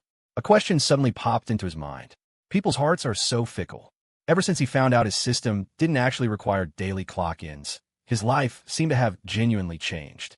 When a man has too much idle time, he's bound to get into trouble. No wonder that rich woman in the news, despite owning dozens of properties, insisted on collecting rent herself every day, staggering the collection dates to keep her schedule as packed as a regular job. He'd even laughed at her back then. Turns out, work isn't just a means of making a living. It should be a way of life. What was that saying again? In life, there are two things you can't be careless about: finding a job and finding a woman. When the sun rises, throw yourself into your career. When the sun sets, embrace your lover. All our lives, we search for two things: a sense of value and a sense of belonging. Value comes from affirmation, and belonging comes from being loved. So, have I fucking merged these two things into one now? And I'm still idling around? 400,000 a day. Killing a few people really made me arrogant, corrupt, degenerate, and evil. If he'd been as dedicated as before, clocking in dutifully every day, would today's mess have happened? Fu Heng, reflecting on his painful experience, resolved to turn over a new leaf and become a new man. Yes, the most important thing for a person is to recognize their own role. I, Fu Heng, should be a qualified simp. A simp who can earn 400,000 a day and get tens of billions in year-end dividends. He strode forward 3 steps, full of renewed vigor. Then his lips twitched. Who should I simp for? Shen Qingluan? That woman just went through a major disaster these past few days. Simping for her right now would be very risky, wouldn't it? She has a 3-year development plan. After all, Li Weiyang? I've been flirting with her now, and then these days, even gave her an expensive piece of jewelry. Li Weiyang was ecstatic with gratitude, but her affection level didn't budge an inch. At this rate, it seems like emotional comfort and financial investment are no longer enough to make a breakthrough. For the remaining points, do I really have to bring out the 2 ultimate weapons? Thank you for your patronage and the cosmic profound art to break through. Thinking of thank you for your patronage and the cosmic profound art, Fu Heng couldn't suppress a grin. The system isn't actually that shitty. It's quite friendly most of the time. And it speaks so nicely. Huh? Dodgy? Huh? The Empress? I could take on 10 of them. After some painful reflection, Fu Heng grabbed a shared bike and headed towards Century Plaza. That was where dreams began. He needed to go there to find his bearings, to rediscover his forgotten original aspirations, to seek out his lost passion, to find a glimmer of hope in the darkness, to guide him forward once more. A simp must never forget his roots. From a distance, Fu Heng spotted the 2 formidable teams of men in black. Holy crap! This effect. Fu Heng's expression turned odd. It wasn't quite what he'd expected. At the entrance of a milk tea shop stood 2 rows of black-clad bodyguards. Weren't they supposed to look cold, ruthless, and superimposing? But why was the scene before him so strange? Fu Heng lowered his head and slipped past the crowd of men in black. But the group of men, who should have been performing their security duties, completely ignored the man walking past them. Instead, they were striking poses and taking photos with the young women gathered around. Especially one huge, bald head, gleaming dazzlingly under the sunlight. Why did this milk tea shop suddenly feel so unprofessional? Don't tell me instead of attracting the anti-gang unit, they've attracted the vice squad? Fortunately, inside the milk tea shop, everything seemed relatively normal. Fu Heng instinctively glanced at his attic. A floor-to-ceiling window had replaced the original large advertising billboard. Through the glass, he could see a complete live-streaming setup inside. Damn it! Fu Heng curled his lip, his gaze shifting from a poster at the turn of the stairs. It was actually that singing fellow? No, the guy from Han University who sings? Tear it down. Don't put it up again. Fu Heng called over a waiter from the milk tea shop. The waiter paused, clearly not recognizing Fu Heng. However, before the waiter could ask anything, a figure dashed out from behind the counter. With an almost comically over-the-top burst of speed and righteous determination, he charged straight to the stairs, yanked down the poster with a deeply earnest smiling face, crumpled it into a ball in a couple of moves, and, standing on the stairs, threw it toward the trash can below. The poster sailed over the crowd, hit the corner of the wall, and rebounded perfectly into the trash can. A beautiful bank shot. Fu Hang's eyes lit up. Xiaofeng, you've grown. Hello, boss. Xiaofeng, dressed impeccably in a suit, walked steadily down the stairs. He stood respectfully to one side, his voice neither too loud nor too soft, not to attract the customer's attention, yet just loud enough for the other staff to hear. All the waiters' faces tightened. So this was the legendary boss? A grin spread across Fu Hang's face. He wanted to be low-key, but he felt his smile was harder to suppress than an AK-47's recoil. Oh man, this whole scene. I came here to rediscover my old self. The waiter stood there, trembling. Dismissed by a wave of Fu Hang's hand, he glanced at the expressionless Xiaofeng and dejectedly retreated to the side. Does this mean I have no tact? Is my career over? My entrepreneurial journey cut short before it even properly began? I'm the man who aspires to become Director Xia. Xiaofeng paid no attention to the waiter. He subtly raised a finger towards the counter, then led Fu Hang to a corner spot where a wet floor sign was placed. He skillfully removed the sign, pulled out a tissue from the dispenser on the table, carefully wiped the seat, and stood quietly to the side. Fu Hang grinned, so wide you could almost see his tonsils. Xiaoxia, Afeng, Xiao, you haven't just grown, you've transformed, metamorphosed. Have you awakened your martial soul? Show me the true form of your SIMP martial soul. Let me broaden my horizons. Are you willing to become my disciple? You shall be the founding disciple of my SIMP sect. As your master, I will impart all my lifelong knowledge to you. Settling comfortably into the seat that was clearly reserved for him, Fu Hang looked at Xiaofeng with satisfaction. This spot, it was perfect. Backed into a corner, shielded by greenery, it was hard for outsiders to notice him. And yet, he had a clear view of the entire milk tea shop, not missing a single one of those long legs in the queue. A mango pomelo sago was quickly delivered. After calling out boss, Xiaofeng stood quietly to the side. He's the sales director now, right? Isn't that a waste of his talents? Maybe I should transfer him to my side, as a personal assistant. Fu Hang stuck the straw into his milk tea, took a big slurp, his cheeks puffing out. The familiar taste. Xiaofeng, sit. We're all friends here. Don't be so formal. Yes. Xiaofeng smiled and sat down opposite him, then raised 2 fingers toward the counter again. Soon, 2 glasses of lemonade were brought from the counter. Pushing one towards Fu Hang, Xiaofeng quietly took a sip of his own. Fu Hang grew increasingly amazed. The moment Xiaofeng sat down, his demeanor changed again.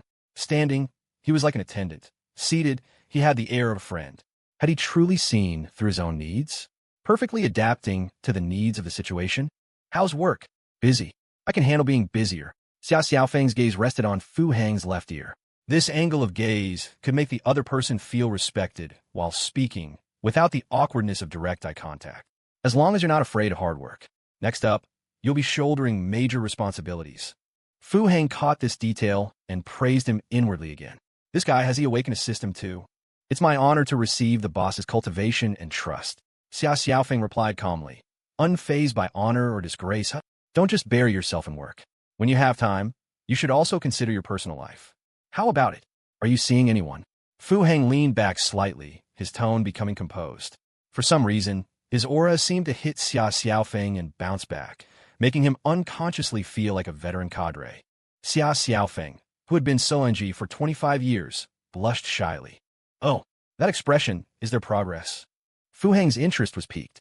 Yes, it's the company receptionist. Lu Ru. Xiaofeng was very honest. Crucially, this was an office romance, and when the boss asked, it was best not to hide it. Lu Ru. Fu Hang paused, quickly searching his memory. The one with long legs who likes to wear black stockings? Fu Hang retrieved Lu Ru from his mental database. He hadn't actually been to the company many times. If it were someone else, he might not have been able to place them. But this Lu Ru, every time he saw her, her legs, clad in black stockings, always seemed to be posed just right. And no matter the angle, they carried a strong sense of mockery. Fu Hang's expression became a little unnatural. Boss, please rest assured, I won't let it affect my work. Xiaofeng noticed the unease on Fu Hang's face and quickly explained. What's the big deal? It's normal for men and women to fall in love. How far have you progressed? Fu Hang lowered his head and sipped his milk tea, hiding his awkwardness. She agreed to watch a movie with me tomorrow. Xiaofeng suddenly became bashful. Fu Hang was stunned. She agreed to watch a movie with you? I was damn well about to ask when you're getting married, okay? I want to give you a wedding gift. Your long march has only covered 6 meters? And the road ahead is long and fraught with obstacles. Boss, could you teach me a few more tricks? I feel. Xia Xiaofeng suddenly lowered his voice, stammering. Fu Heng didn't even need to ask. One look at his face, and he understood. This simp had mastered the art of simping for his boss, reaching a high level of proficiency. But when it came to simping for girls, he was still at the village entrance. This founding disciple of the simp sect wasn't quite up to par, was he? He's so lopsided in his studies, he's missed the main point entirely. Want to play some games? Fu Heng put down his milk tea and looked seriously at Xia Xiaofeng. He felt it was necessary to outline a reasonable development path for his top disciple. Games? Xia Xiaofeng was taken aback, not understanding what kind of games. He and Lu Rushi were on purely innocent terms. They hadn't reached the stage where they could play games yet. Online games, the domestic kind, Fu Heng clarified. Oh, those games. Xia Xiaofeng had a flash of understanding. Nowadays, even if you didn't play online games, it wouldn't lead to you solo farming for 25 years. Then it's simple. Let me tell you, chasing girls is just like playing those domestic online games.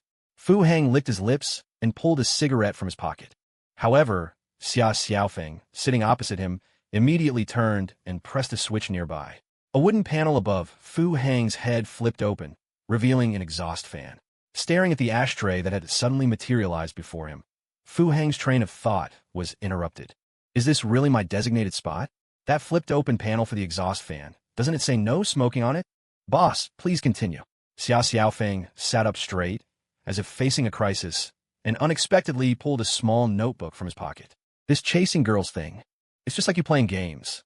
Fu Heng struggled to get back to his previous point. How so? Xia Xiaofeng chimed in at the perfect moment. His delivery was impeccable, perfect rhythm, tone, posture, even breath control. But it was precisely this flawless interjection that threw Fu Heng's rhythm off again. With such professional comedic timing, are you sure you want a corporate career? You could probably be the second star of the Yun Club. What do you need to get strong in games? Fu Heng lowered his head to sip his milk tea, avoiding Xia Xiaofeng's intensely bright eyes. It was too easy to get sidetracked. Skills? Teamwork? Awareness? Strategy? Xia Xiaofeng asked hesitantly. Are you sure you're playing domestic online games? Fu Heng was puzzled. Your understanding of these games is also flawed, isn't it? Domestic games. To get strong. Either grind or pay. Xia Xiaofeng had a sudden epiphany. Correct. That's the key to chasing girls. Either grind or pay. Fu Heng's eyes burned with intensity. Xia Xiaofeng's eyes lit up, and he diligently wrote it down in his notebook. But with domestic games, there's just that initial rush. Whether you grind or pay. Once that novelty wears off, they become really boring. Xia Xiaofeng quickly grasped the concept and frowned. Exactly. So, choosing the game is very important. Those reskin games are all duds. You don't want to play until the end only to find out everyone in the game is a shill except you. Fu Heng felt he should offer a timely warning. Xia Xiaofeng nodded thoughtfully and diligently jotted it down in his notebook again. But when it comes to chasing girls, apart from these 2 points, there are no other shortcuts. Fu Heng concluded confidently. Then he saw a figure walking in from the doorway. This one. Did I grind for her or pay? It should count as paying, right? But she seems to have earned me more. Did she pay for me? And then I grind for her? It's quite a grind, not to mention the universe's profound secrets. And thank for your patronage gets used as soon as the cooldown is up. Fu Heng's smile became very unnatural. Xia Xiaofeng, head still bowed, sensed someone approaching and instinctively looked up. The next moment, he hurriedly stood up, wiped the table again with a napkin, and picked up his used water cup, heading towards the bar counter. This time, the bartender didn't even wait for him to raise a finger. They immediately lowered their head and started preparing a drink. What brings you here today? Got some free time. Qin Yuchu sat down opposite Fu Heng. She was dressed in a navy blue professional suit, and the tight, hip-hugging skirt made her look a bit more mature. Missed you, Fu Heng said, his eyes smoldering. We agreed 3 days off. Qin Yuchu frowned and pouted. A corner of Fu Heng's mouth corked up. He felt a small high heel touching his calf. Really 3 days? Fu Heng arched an eyebrow, his eyes taking on an extremely lewd glint. I'm here to talk about serious business with you. Qin Yuchu shot Fu Heng a reproachful glance, her expression very serious, even a bit grave. But the small high heel was still there. Serious business. Fu Heng sat up straight, adjusted the angle of his calf, stretching it forward a little more. Su Changha has requested a transfer. Qin Yuchu picked up the milk tea Fu Hang had put down and sipped it vigorously. Then her brow furrowed. Where the sago pearls? This discovery displeased her, and the pressure from her foot became even gentler, teasingly intermittent. Transfer. Fu Hang's brow furrowed, his expression unnatural. This damned feeling of distance. Yes, he applied a transfer to a logistics position. Qin Yuchu took another sip of milk tea, her eyes glancing towards the bar. A waiter quickly came out with the milk tea, but was intercepted halfway by Xia Xiaofeng, who personally delivered it to their table. Throughout, Xia Xiaofeng remained expressionless, his gaze fixed forward, nostrils practically pointing at the ceiling. This was actually quite disrespectful to a customer, but Fu Hang mentally gave him a thumbs up. He definitely deserves a raise. What do you think? Fu Hang didn't understand company matters well, but he vaguely gathered that this Su Changhe was trouble. I'm asking for your opinion. Qin Yuchu took her own milk tea and inserted the straw. It has sago pearls, delicious. The pressure from her high heel softened a bit more. I want to hear yours first. Fu Hang took a deep breath, the predatory gleam in his eyes intensifying. Requesting a transfer at this time, and to logistics of all things. He's admitting defeat, looking for a place to coast until retirement. Qin Yuchu gulped down her milk tea and let out a long ah, expressing her satisfaction. A nerve twitched at the back of Fu Hang's head, and he vigorously stroked his chin. I don't know him very well, Fu Hang said honestly. This person, his strengths are obvious, and so are his weaknesses. Oh, tell me. His strength is his steadiness. He's very stable and reliable in his work. Not a great helmsman, but he manages operations very prudently. And his weaknesses? His weakness is also his steadiness. He lacks ambition, seeks only to avoid mistakes, not to achieve merits. Qin Yuchu also adjusted her posture. Her leg was a bit tired, so she crossed it over the other. Fu Hang lowered his head in thought. This time, he was genuinely thinking. Steadiness, a strength, and also a weakness. But given the company's current situation, having such a steady 1,000-year-old tortoise to guard the house didn't seem like a bad thing, did it? Yuchu is young, after all, and Qingluan is also very ambitious. If they charge forward too boldly, Yuanbo doesn't have a system to back it up. Although the prospects are currently good, the market is a battlefield. I'm not expecting this company to become fabulously wealthy. It's more like a dowry I'm building for Yuchu. Doesn't she need a dowry to marry me? I feel that if he's been in the vice president position for so many years, he must have some merits.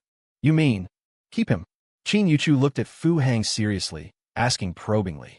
You need someone experienced and steady by your side to help keep things in check. Fu Hang's tone was sincere. I understand. Qin Yuchu smiled sweetly, opened her phone, and sent the dismissal letter she had prepared long ago to the secretarial office, simultaneously CCing it to HR and legal. To HR for their records, and to legal for lawyer Zhang to start arranging negotiations regarding the subsequent severance package. Fu Hang watched the serene Yuchu, especially her serious look while working on her phone, and licked his lips, feeling a restless desire stir within him. People are really like that. Before you've tasted ice cream, you only hear that it's cool and thirst-quenching, sweet, but not cloying. You guess it probably tastes good, but it's likely just so, right? But once you've actually tasted it, hith. Do you know the 108 ways to eat ice cream? Let me secretly tell you, I also have a one more scoop special. Yuchu, a surprised voice exploded by his ear. The ice cream in Fu Hang's mind instantly changed color. The pristine white swirls suddenly turned a sickly yellow, and there were even corn kernels on it. The shape was still the shape, but it was disgusting, wasn't it? Fu Hang whipped his head around, eyes blazing with fury. Lele, you're courting death. Yuchu blinked, lowered the little high heel she'd been fiddling with, placed it demurely in front of her, and became as quiet as a praying nun. The weight on his leg completely vanished, causing Fu Hang's anger level to shoot up another 2 notches. Yuchu? Ma, boss, you're here too. Lei Lu was thrilled. His second song had also become a hit. That day, he had already given up hope, believing he had lost his master's favor. But unexpectedly, the master's wife, with the master's approval, had ultimately overcome all objections and given legend to him. Moreover, he had, as he wished, become the first signed artist under his master. Although that group of male models who joined the company later seemed rather unprofessional, he was, after all, the company's #1 guy, right? His master's songs never disappointed.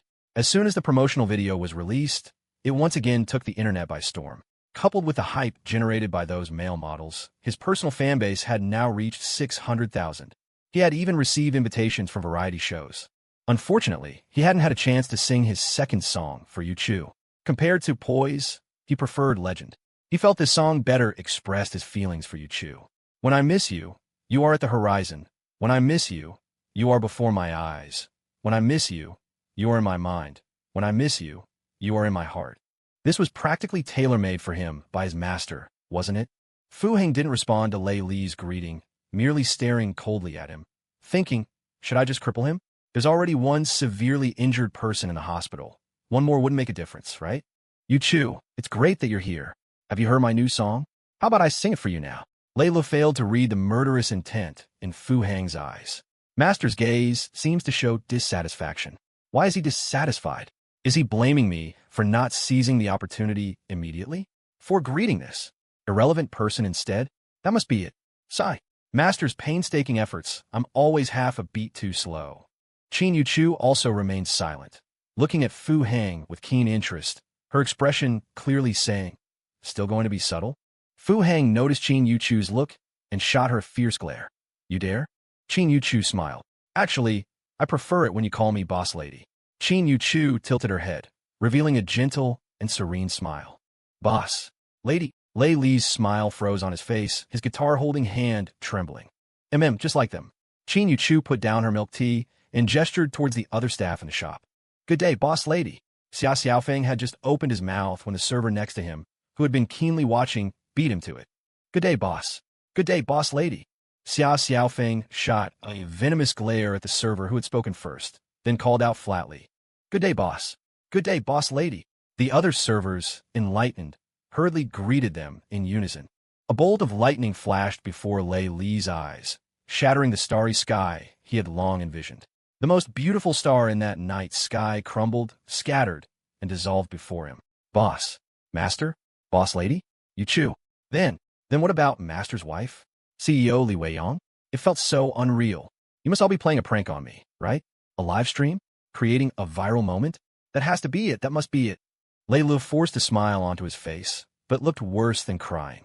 He wanted to take a few steps forward to seek confirmation, but suddenly felt the light from behind him. The doorway was blocked. Surprised, he turned around and saw a row of men in black standing neatly at the entrance. The commotion inside had finally alerted the security guards at the door. The bald-headed man was wondering who would dare cause such a disturbance. Then he saw Fu Heng. Young Master Fu? With a wave of his hand, the men in black, acting with disciplined precision, lined up and came forward. Just as they reached the doorway, the bald-headed man authoritatively raised a hand, and all the men in black halted. Good day, boss. Good day, boss lady. A unified shout, loud and clear, accompanied by a perfectly synchronized 90-degree bow, instantly shattered Lei Li's last illusion. Fu Heng was ecstatic. I damn well knew keeping you all on was the right call. You're all goddamn geniuses.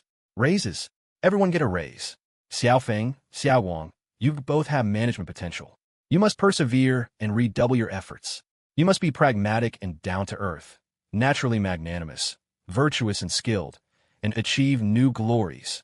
Your paths will only grow wider and broader, ever more expansive. Keep it up. He said you're very talented in music. I believe you can do it. Qin Yu Chu grasped Fu Heng's trembling hand, tilted her head, and offered sincere encouragement.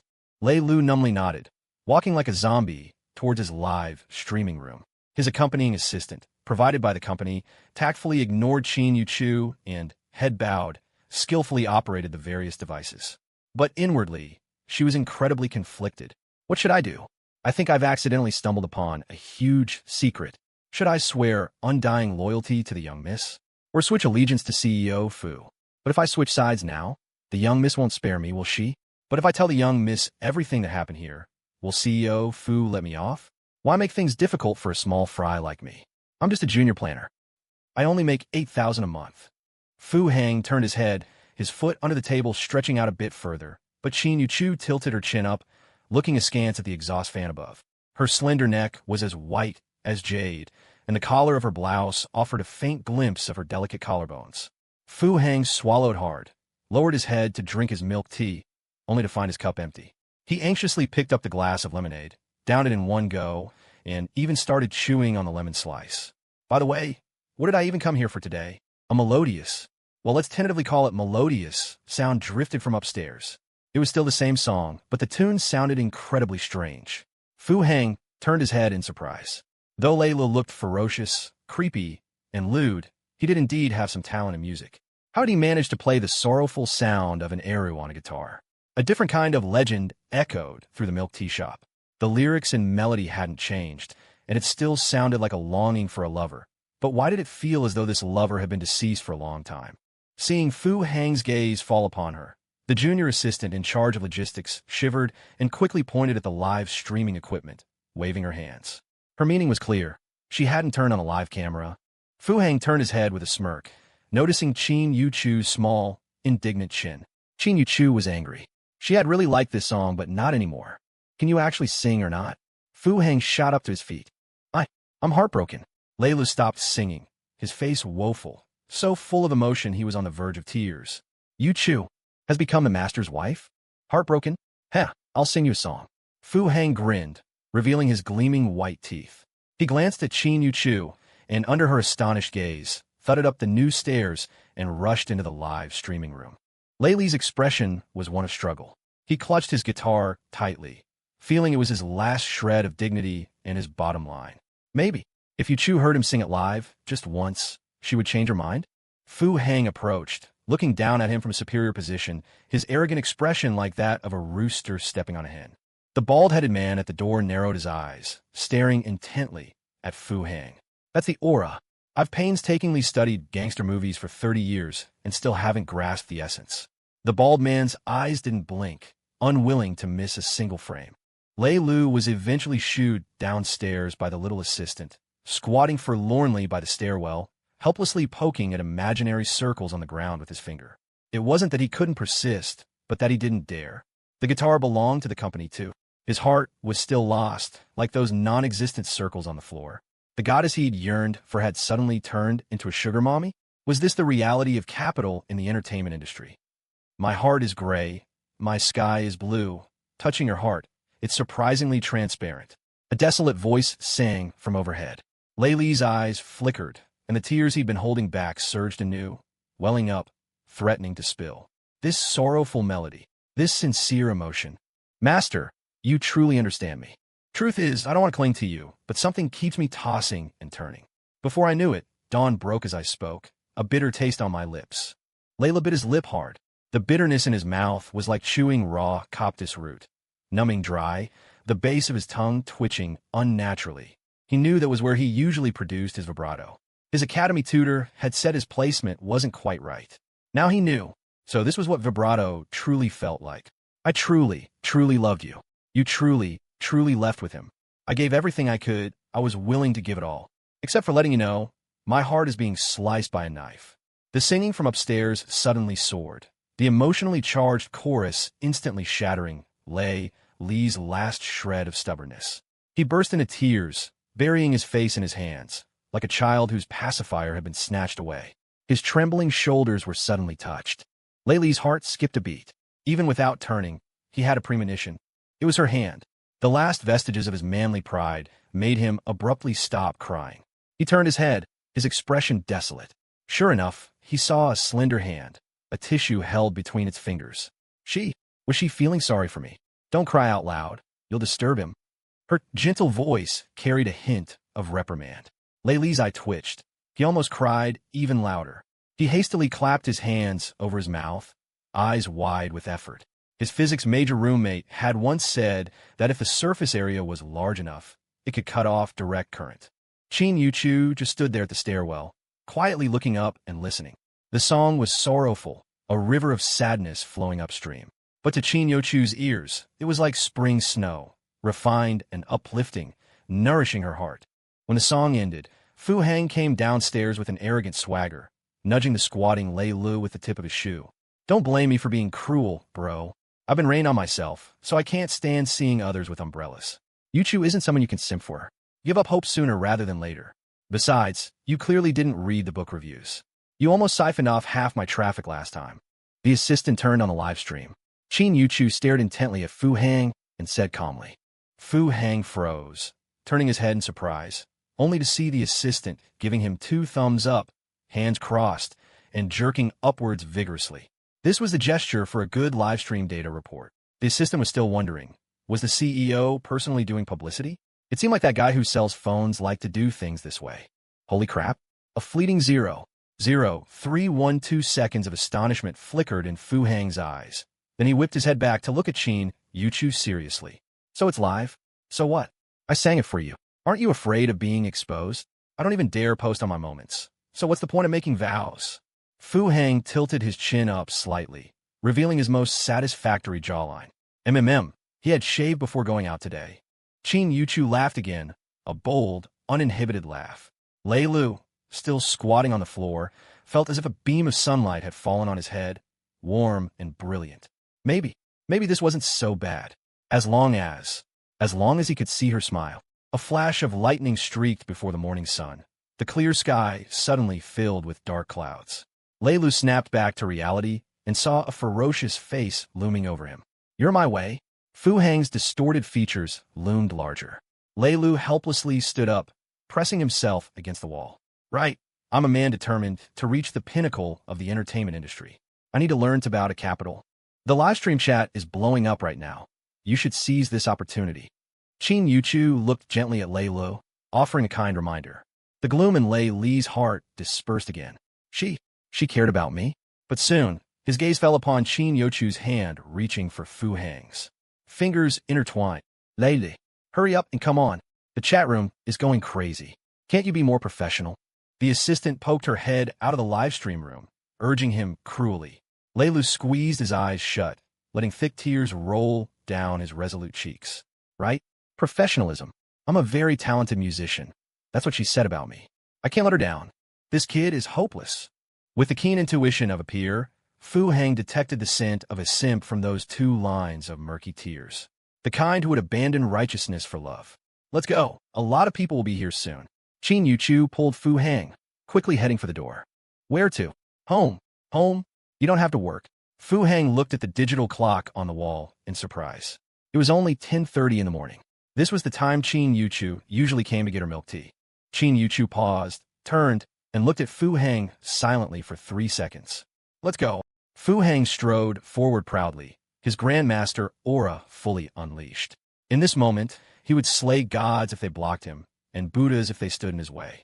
Even if the victorious fighting Buddha himself appeared, he'd make him taste the infinite heaven and earth, borrowing the power of the universe from the mysteries of Qingluan art.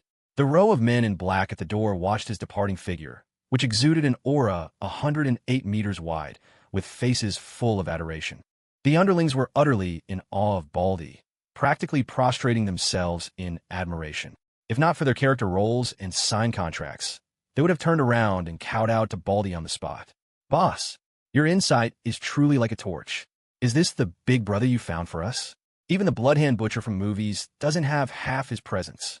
What's he going to do? Go chop someone up? With an aura like that, if he doesn't leave a trail of dead and injured spanning 2 streets, it probably won't dissipate, right? Should we follow? Would it be inappropriate not to? Getting paid $20,000 a month just to accompany the young lady for photos. We feel uneasy taking the money. Baldy, his expression serene, watched Fu Hang depart. Just as his figure was about to disappear from view, Baldy bowed deeply and solemnly. This bow was for the enduring righteous spirit of heaven and earth, for brothers united like the sun and moon, for the long road of the Jianghu, for remembrance in the next life, for loyalty and righteousness, for unwavering devotion until death. Big brother. This is the big brother I, Baldy Long, will follow for life. To think that I, Baldy Long, after drifting for over 30 years, have finally found an enlightened leader. The bowing Baldy slowly closed his eyes, 2 streams of clear tears flowing from beneath his thick eyebrows. The surrounding underlings shivered and bowed in unison in that direction. The young ladies, drawn by heart like a knife's cut, and having rushed over upon hearing the news, had just arrived at the milk tea shop entrance, only to be stunned speechless by this scene. What happened? Were they too late? Had he already left? So suddenly? Heaven is jealous of talents? Then, should they go across the street and buy a white chrysanthemum? Strangely, several bouquets of brilliant white chrysanthemums appeared at the milk tea shop's entrance. The imposing men in black didn't understand the situation, assumed it was a local custom, and didn't dare to stop them. Upstairs, Lei Lu, a true musician through and through, returned to the livestream room. Seeing the screen flooded with questions about who the guest streamer was, he remained expressionless and stunned for a long time. That was a man who crafts sorrow. Lei Li's voice was unusually deep, and in just 37 seconds, fine stubble magically appeared on his smooth jaw. The long silence, followed by a heavy sigh, instantly recaptured the fans' attention. They began to ask, "What's wrong with Lei Lu?" Lei Lu was still slightly dazed, his gaze fixed on the wet floor sign that had been set up again. "I'm like a clumsy magician. I wanted to conjure eternal romance, but instead, I made her disappear, leaving me empty-handed, staring blankly at an empty stage after the curtain call. I thought I was chasing stars and vast oceans, but instead, I ended up chasing a shooting star, only to fall flat on my face, covered in dust, while it vanished in a flash. Gone without a trace." Lei Li's eyes were vacant as he mumbled words he himself didn't seem to understand. 666 flooded the live chat, and 2 Andes directly gifted 2 carnivals. "Is our Lei Lu planning to break into acting? His line delivery is pretty good. Lei Lu, keep it up. Mama believes in you." Lei Li's blurry vision didn't catch these 2 comments. He mechanically picked up his guitar and began to play a sorrowful melody. Today, Lei Lu sang nothing but heart-wrenching ballads, even performing Actor, a song from his own company that he never usually sang. The assistant watching nearby looked at the live stream data, completely at a loss. Logically, this was a major incident. She should report it to the company immediately so they could capitalize on the trending topic and maximize profits. But if the company asked why Lei Lu suddenly changed his style, how could she answer? That the young Mrs. Boyfriend had stolen Lei Li's white moonlight. If she answered truthfully, would she lose her job? As an assistant earning $8,000 a month, it was a tough spot. She quietly went downstairs, holding her phone, feeling uneasy. Then, her gaze was drawn to a beautiful but flustered figure. What was wrong with today? Everyone seemed so dejected. Was it some special day? The anniversary of some important figure's passing? A day of global mourning? Her eyes swept over the white chrysanthemums at the entrance of the milk tea shop, and her unease intensified. Silently, she looked up, her gaze fixed on a figure no less stunning than the young miss or the lady boss. More mature than the lady boss, more captivating than the young miss. Those silent, peach blossom eyes were so heart-wrenchingly beautiful that even she, a girl, couldn't bear to see them in distress. Who could make such an elegant and remarkable woman so utterly dejected, even more desolate than Lei Lu, who had just been emotionally slaughtered? Shen Qingluan stood quietly at the entrance of the milk tea shop, hearing the sorrowful ballad from inside. Her hurried steps faltered. Had he already left? Shen Qingluan's eyes flickered, her foot on the step feeling as heavy as lead. She followed sweet dew milk tea. Although she was still conflicted internally, she checked it every day. After all, nominally, 50% of the company's profits for the next 3 years belonged to her. Today, as usual, she opened the live stream at the regular time to watch the broadcast of the male university student named Lei Lu from the main store. She had been tuning in at this time for the past few days to listen to a few songs. It seemed that listening to a streamer associated with the CEO sing could help her reaffirm her beliefs and dreams. If Fu Hang knew Shen Qingluan's thoughts, he would comment, "It's over. Qingluan's conviction has crumbled." Yes, she had begun to doubt her past pursuits. After that night, it was as if she had seen through the essence of life. And after sobering up, she suddenly started thinking about every little moment with that man over the past 6 years. But this behavior made her feel lost and confused. She was actually thinking about him? That SIMP. So, even though so many days had passed, even though she knew Fu Hang had saved her, she still hadn't called or messaged him. Not even to say thank you.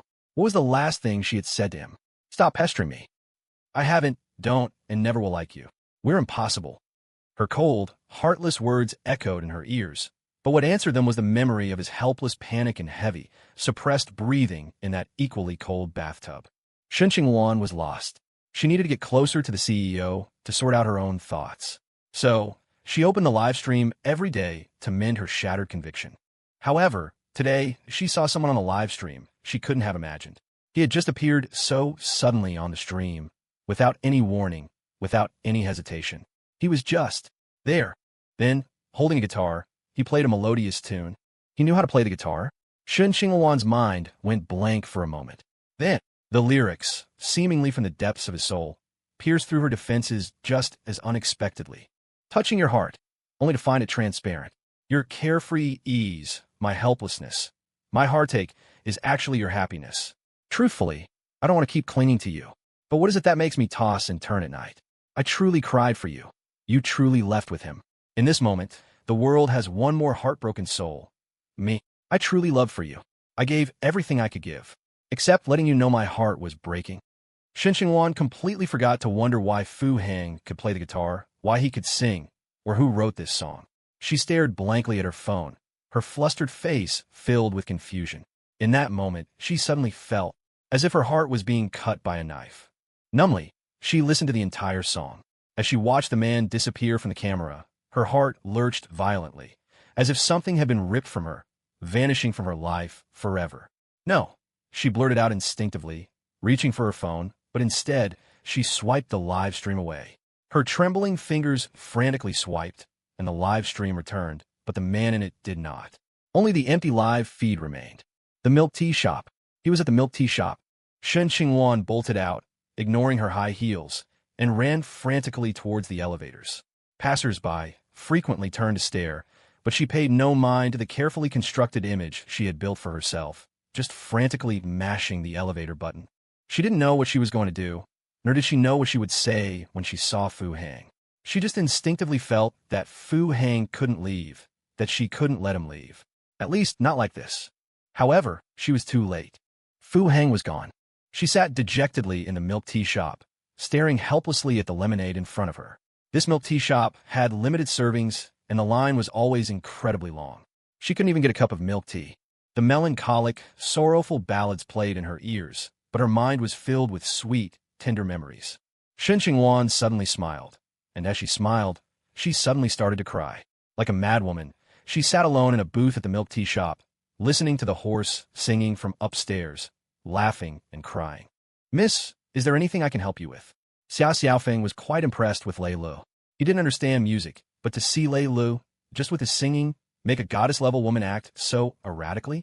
He always called the boss master. Had the boss really been giving him private lessons? If you have this kind of skill, why are you still fixated on the lady boss? Are there no girls at Han University? Do you have no female fans on your stream? Setting aside others, just this one right here, I feel like if you sat down and had a drink with her, you could win her over immediately, right? So, Xia Xiaofeng felt he should help Lei Lu out. After all, weren't they from the same company? Shen Qingluan mechanically turned her head and met Xia Xiaofeng's polite smile. I'm the girlfriend of the person who was just singing. Can I have a mango pomelo sago? Xia Xiaofeng's face froze. Damn it, Lei Lu, you have such a beautiful girlfriend, and you're still after the lady boss. Lei Lu, Xia Xiaofeng asked uncertainly. No, it was the one from just now, hard like a knife. Shen Qingluan's eyes were vacant, as if those words had stirred her heart once more. One moment, Xia Xiaofeng's expression turned serious, a chill running down his spine. Did I really just have such a dangerous thought? He was sure of it now. Lei Lu, you're courting disaster. Shen Qingluan soon got her heartbreak milk tea. The cafe staff didn't doubt this woman who dared to sit right where the wet floor sign was. Unlike Mr.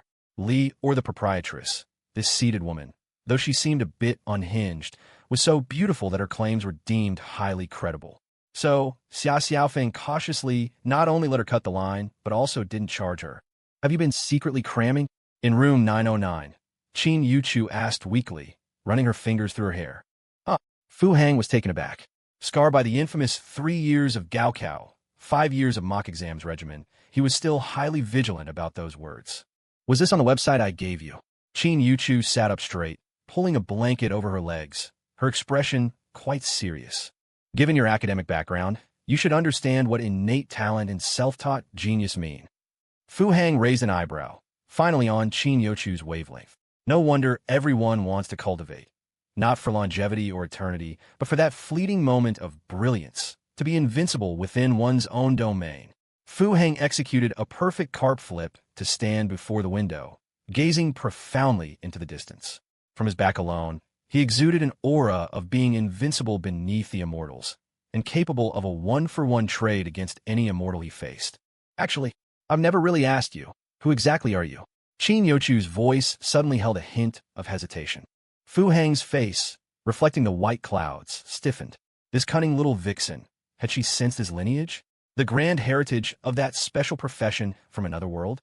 Speaking of which, her top student constitution was truly self-taught. Without Yochu's cooperation, he would have found it very difficult to fully grasp the cultivation techniques and incantations. It still boiled down to the old saying, theory is theory, practice is practice. Of course, if it's inconvenient to say, it's all right. Seeing Fu Hang didn't answer, Qin Yochu's voice softened a little. Fu Hang felt his neck stiffen, caught in a dilemma. It wasn't that he couldn't say, but it would ruin his persona, wouldn't it? That special profession from another world didn't exactly sound like it belonged to a prestigious, righteous sect. He really couldn't bring himself to speak of such a hidden class heritage. It's just, I wanted to remind you, if I can't handle it someday, you can't blame me. If you could find someone to help me. Fu Hang's shoulders trembled again, his expression moved. What a good girl.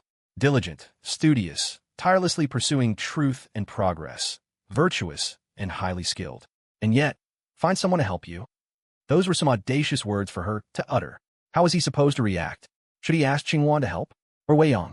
Or perhaps Yanan? Don't worry. When you can't handle it, I'll teach you. Fu Hang turned around, his tone incredibly gentle. So, about Professor Li. I already agreed to his request. Qin Yuchu blinked her big, innocent eyes. Professor Li? Fu Hang was stunned. A professor? Someone with that title. Must be quite old, right?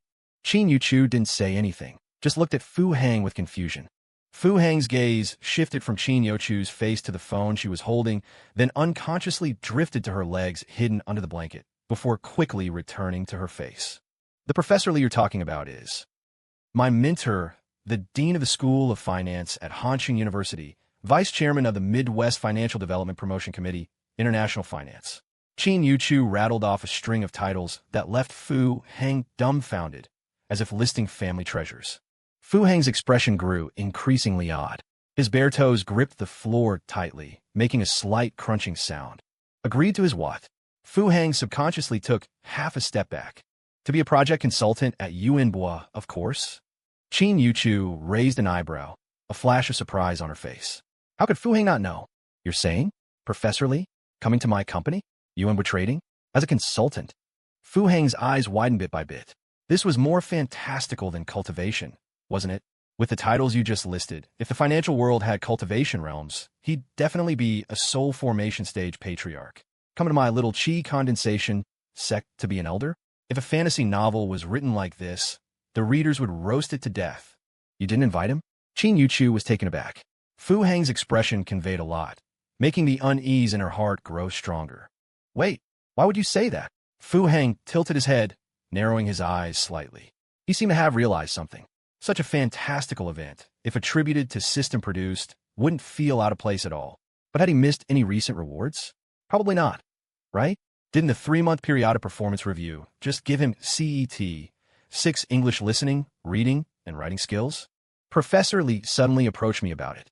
He said he's working on a research project recently, and he feels Yuanbois' current situation is very similar to the background he envisioned for his project. So he asked if he could come to Yuanbois as a project consultant. He needs to collect some data. Qin Yochu's voice was calm, but her heart was anything but. Professor Li? Who was he? To voluntarily come to a company of Yuanbois' size as a consultant? To collect data? You gotta be kidding. Fu Hang understood too. Realization gradually dawned on his face. It was definitely the system's doing. But which reward was it? Damn it, this blasted system. Giving out rewards was always as secretive as a criminal gang splitting their loot. Since he proposed it himself, let him come. A flash of indignation crossed Fu Hang's face as he sat down cross-legged before the floor-to-ceiling window. Although he couldn't figure out how the system operated, having such a powerhouse enshrined in his company could only be beneficial, right? Qin Yuchu watched Fu Hang, unease flickering across her face again. Actually, it was precisely because of Professor Li's request that she had drafted Su Changhe's dismissal letter early on. And after talking with Fu Hang today, when he said, it's not a bad thing to have a mature and steady person by your side, she had decisively fired Su Changhe, compared to a pillar of strength like Professor Li, who could be more weighty or steady than him. But now, it seemed Fu Hang was completely unaware. Actually, there's something else I think I need to tell you. Qin Yuchu grabbed her clothes and quickly put them on. The down jacket project was a huge success before. Su EGF from Project Team 2 has been staying there, initially to expand the market and press the advantage. Run into obstacles? Fu Heng twitched his lips. He had later learned the full story of the down jacket project from Qin Yuchu. He had once suspected that the snowstorm might have been caused by the system, but he had no proof. No, it's been completely smooth sailing. Qin Yuchu's tone was very serious. Fu Heng frowned again. Smooth sailing wasn't a good thing? You know, international trade is actually very complicated, with many factors involved. Qin Yuchu focused, speaking very slowly. Fu Heng paused. He seemed to understand again. You mean, someone has been giving Yuanbo the green light? Qin Yuchu nodded seriously, but the unease in her eyes turned to terror. From Fu Heng's reaction, she understood too. None of this was arranged by Fu Heng. System? You did this? Just how many shady things have you done behind my back? Fu Heng scratched his scalp, screaming internally. However, the system gave no response. Turning his head, Fu Heng met Qin Yuchu's worried gaze, his own mind a tangled mess. This wasn't just a reward anymore, was it? What other earth-shattering thing had he secretly done? The system hadn't announced anything. Fu Heng, did something happen? Qin Yuchu came closer, squatting beside Fu Heng, her small hand nervously gripping his. This was why, earlier, she couldn't help but ask Fu Heng who he really was. Because she was scared. She had an astonishing talent for finance, but she also understood people. Never mind the obviously preferential policies and support. Just take Professor Lee, a true heavyweight. How many listed companies would beg on bended knee and still not get him? Putting aside everything else, if his spot as a project consultant were auctioned off, those CEOs would probably fight tooth and nail for it. With Professor Lee's endorsement, what project couldn't be pushed forward? Or wouldn't dare to be? Even the process of getting a loan with a project proposal would be shortened, right? At first, she thought Fu Heng had a powerful background, but the small fishing boat had suddenly turned into a cruise liner, and as its temporary helmsman, she couldn't help but panic. Driven by the caution ingrained in her since childhood, she needed to confirm things with Fu Heng face to face.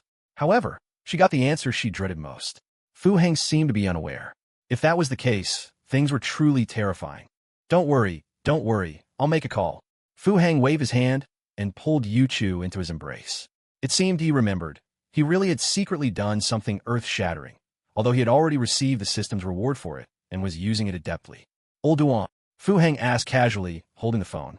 A heavy breath came from the other end of the line, as if the person found the overly familiar address a bit much to bear. Leg doing any better? Fu Heng prepared to make some small talk first. If you have something to say it. Old Duan's voice sounded irritated. I wanted to ask you about something. The Yuanbo matter. Was it you guys? Fu Heng licked his lips, a strange glint in his eyes. Old Duan went silent again. Fu Heng didn't press, just waited quietly. They wouldn't let you shed blood and sweat only to end up in tears, Old Duan said calmly after a long pause. Solid. A grin spread across Fu Heng's face, hot air puffing from his nostrils. The call ended. Fu Heng snorted twice at Yuchu through his nose and planted a firm kiss on her cheek. Stop overthinking. Just accept it. Since Professor Lee is our mentor, we have to treat him well. Don't be stingy with his compensation. Be generous. Fu Heng hugged Yuchu tightly, shaking his head smugly. System? Huh. Nothing but crooked paths and unorthodox methods. I'm now on the straight and narrow, walking the bright, open road. Is it your family? Qin Yuchu's anxious heart settled, and she began to wonder again about Fu Heng's family background. But clearly, she wouldn't press him for details. When Fu Heng was willing to talk, he naturally would. And deep down, she had never worried about differences in their family status, because she had never harbored such extravagant hopes. Of course, our family. When have we ever mistreated our own? Fu Heng grew even more smug. It's good to have powerful backing. Speaking of which, what on earth did I buy? What Yuchu mentioned just now, that's got to be worth more than $1 billion, right? On the other end, old Duan hung up the phone, staring at the trench-coated man before him with a helpless expression. He's only realizing it now? He's certainly got a lot of nerve. The man in the trench coat chuckled, picked up his thermos, and habitually went to skim tea leaves with the lid, only to find he was brewing goji berries today. Aren't you guys afraid of scaring him? Old Duan pursed his lips, but the joy in his eyes couldn't be concealed. This time, he was truly relieved. As long as the country was prosperous and its people at peace, his ill-fated son could live a life free from want. The trench-coated man clearly understood old Duan's expression. He took a sip of his goji berry tea and silently put down the thermos. Did Ji Feng lie? The trench-coated man suddenly asked. Out of the blue, Duan Changfeng frowned, the joy at the corners of his eyes instantly vanishing. Falsely claiming military merits is grounds for a court-martial. The trench-coated man's expression also turned grave in an instant, as if their earlier light-hearted chat had been an illusion. This doesn't seem to be within your jurisdiction, does it? Duan Chongfeng's tone was flat as he subconsciously touched the bandage on his foot. His body didn't have a systems enhancement. That gunshot had made his limp even worse. It's not. The trench-coated man suddenly smiled, but this smile made him look somewhat sinister. If not Ji Feng, then who? You don't think Fu Hang did it, do you? Old Duan also laughed, his yellowed front teeth reflecting a cold light. The trench-coated man said no more, instead taking out a photograph from his coat. Who's this? Old Duan took it, suspicious. The photo showed a rather handsome man with well-defined features and a sturdy build, but the diamond stud earring made him look somewhat effeminate. I lost 7 moles to get this photo. Old Duan's brow furrowed. He looked up seriously at the trench-coated man for a moment, then turned his gaze gravely back to the photo. For the trench-coated man to be so cautious, could it be Catfish? The 2 words seemed to catch in Old Duan's throat, sounding exceptionally cold. 10 years ago, a Caucasian appeared in the Golden Triangle. Single-handedly, he wreaked havoc on the Konoha gang, which was backed by Sakura country, scattering them like chickens and dogs. He beat that group, who called themselves the strongest Bushido warriors on Earth, so badly that to this day, they haven't dared to set foot in the Golden Triangle. Strangely, no one knew the Caucasian's origins. Only after many twists and turns were some vague clues pieced together from scraps of information. That Caucasian was called Catfish, and he belonged to an organization called Tianchi, a genetically modified human. 7 years ago, several intelligence outposts of Great Tianchao in South Africa were swept clean in a short time by a black man. In the end, an agent detonated pre-planted explosives, taking the man down with him. And the collected data showed that this black man was also called Catfish. He's already entered the country? Duan Chongfeng's expression was grave. This person had the face of a Tianchao citizen. His purpose was crystal clear. Could he have entered from the direction of the Golden Triangle? Why haven't I received any word? A few days ago, there was news that Border Defense intercepted a team of Ghost Shadows. Could it be that Ghost Shadow team was coordinating with Catfish? Entered. He's in Hansheng, the trench-coated man replied calmly. Already found him? Old Duan was astonished. That was Catfish, a man who could top the blacklist of any country. Crippled by your son. Old Duan blinked his narrow eyes, momentarily unable to grasp the true meaning of the sentence. Both hands and ribs broken in 11 places, 3 internal hemorrhages, intracranial bleeding. Best case scenario, he's a vegetable. And Fu Hang, how badly is he hurt? Old Duan shot up from the sofa. That was Catfish. He knew Fu Hang could fight, but if Catfish was injured this badly, could Fu Hang have come out unscathed? Was he just putting on a brave face during that call? A final burst of energy before the end? Was he asking about the higher-ups' arrangements to prepare for his own funeral? Scrape his right hand. Probably got scratched by the skull when he broke the guy's nose. Old Duan said nothing, staring nervously at the trench-coated man, waiting for news of more severe injuries. However, the two just stared at each other for a long time. What exactly happened? Why would Catfish target Fu Hang? Old Duan sat back down on the sofa, his face a picture of utter consternation. I know he can fight. He even took on a fully equipped SEAL team single-handedly. But this is Catfish, a genetically modified superhuman. That's not a normal human being, okay? He crippled him one-on-one. I don't know the specifics either, but according to Chen Xiao, the trench-coated man suddenly picked up his thermos again. But just as he was opening the lid, he abruptly looked up, glaring fiercely at Duan Chongfeng. What are you looking at? Looking at you, so what? Old Duan retorted instinctively. The trench-coated man lowered his head, skimmed the mouth of the thermos twice with the lid, and took a steady sip. Silence. A long silence. Where is he? Old Duan felt thirsty, but he hadn't brought his thermos today. Outside my purview. The man in the trench coat shook his head, indicating he didn't know the vegetable's whereabouts. Old Duan understood. This plant had probably been potted. This was a living, complete genetic sample, wasn't it? Even if it couldn't be used for cloning, its contribution to medicine, pharmacology, and biology would be immense. Damn, just a moment ago, he thought the higher-ups had given too much, but now he suddenly felt like they'd been ripped off. If this potted plant were put on the black market, wouldn't it fetch an astronomical price? Chen Xiao has 2 sons, right? The trenchcoat man's train of thought was still erratic, and Old Duan couldn't keep up again. Back during training, when Olding hid your gun, Chen Xiao secretly found it for you. You knew about that, right? The trenchcoat man's topic jumped to another dimension. Old Duan was baffled. Look, Chun Xiao just sits there. First, it was two armed cross-border traffickers, and now a top spy shows up. You think if this happens one more time, he could take Old Ying's position? Tell me, if Old Ying knew your son was responsible for all this, would he still let his daughter marry your son? Old Duan didn't know how to answer, but he just chuckled, laughing heartily. You're saying it was really a chance encounter? The trenchcoat man's tone shifted again, becoming very serious. So, send someone over as soon as possible to take over things here. You're going back. Old Duan didn't answer, looking down and lighting a cigarette. I brought Happy for you. He's right outside. There are two other lads with him, but I personally prefer the shorter one. He's sharper, a bit of rogue. You could decide how to handle them. After Old Duan had smoked half a cigarette, the man in the trenchcoat suddenly spoke calmly. Duan Chongfeng stubbed out his cigarette and slowly stood up. Have you really thought this through? The man in the trenchcoat asked in a low voice without turning around. This time, I'm really thinking about retiring. Duan Chongfeng limped towards the door. The man in the trenchcoat still didn't turn his head. The next morning, Fu Hang had just opened his eyes and habitually reached for his phone when a pop-up message startled him. After confirming its contents, he whipped his head around to meet a pair of bright, shining eyes. I'll go wash up first. Qin Yuchu smiled sweetly and got out of bed.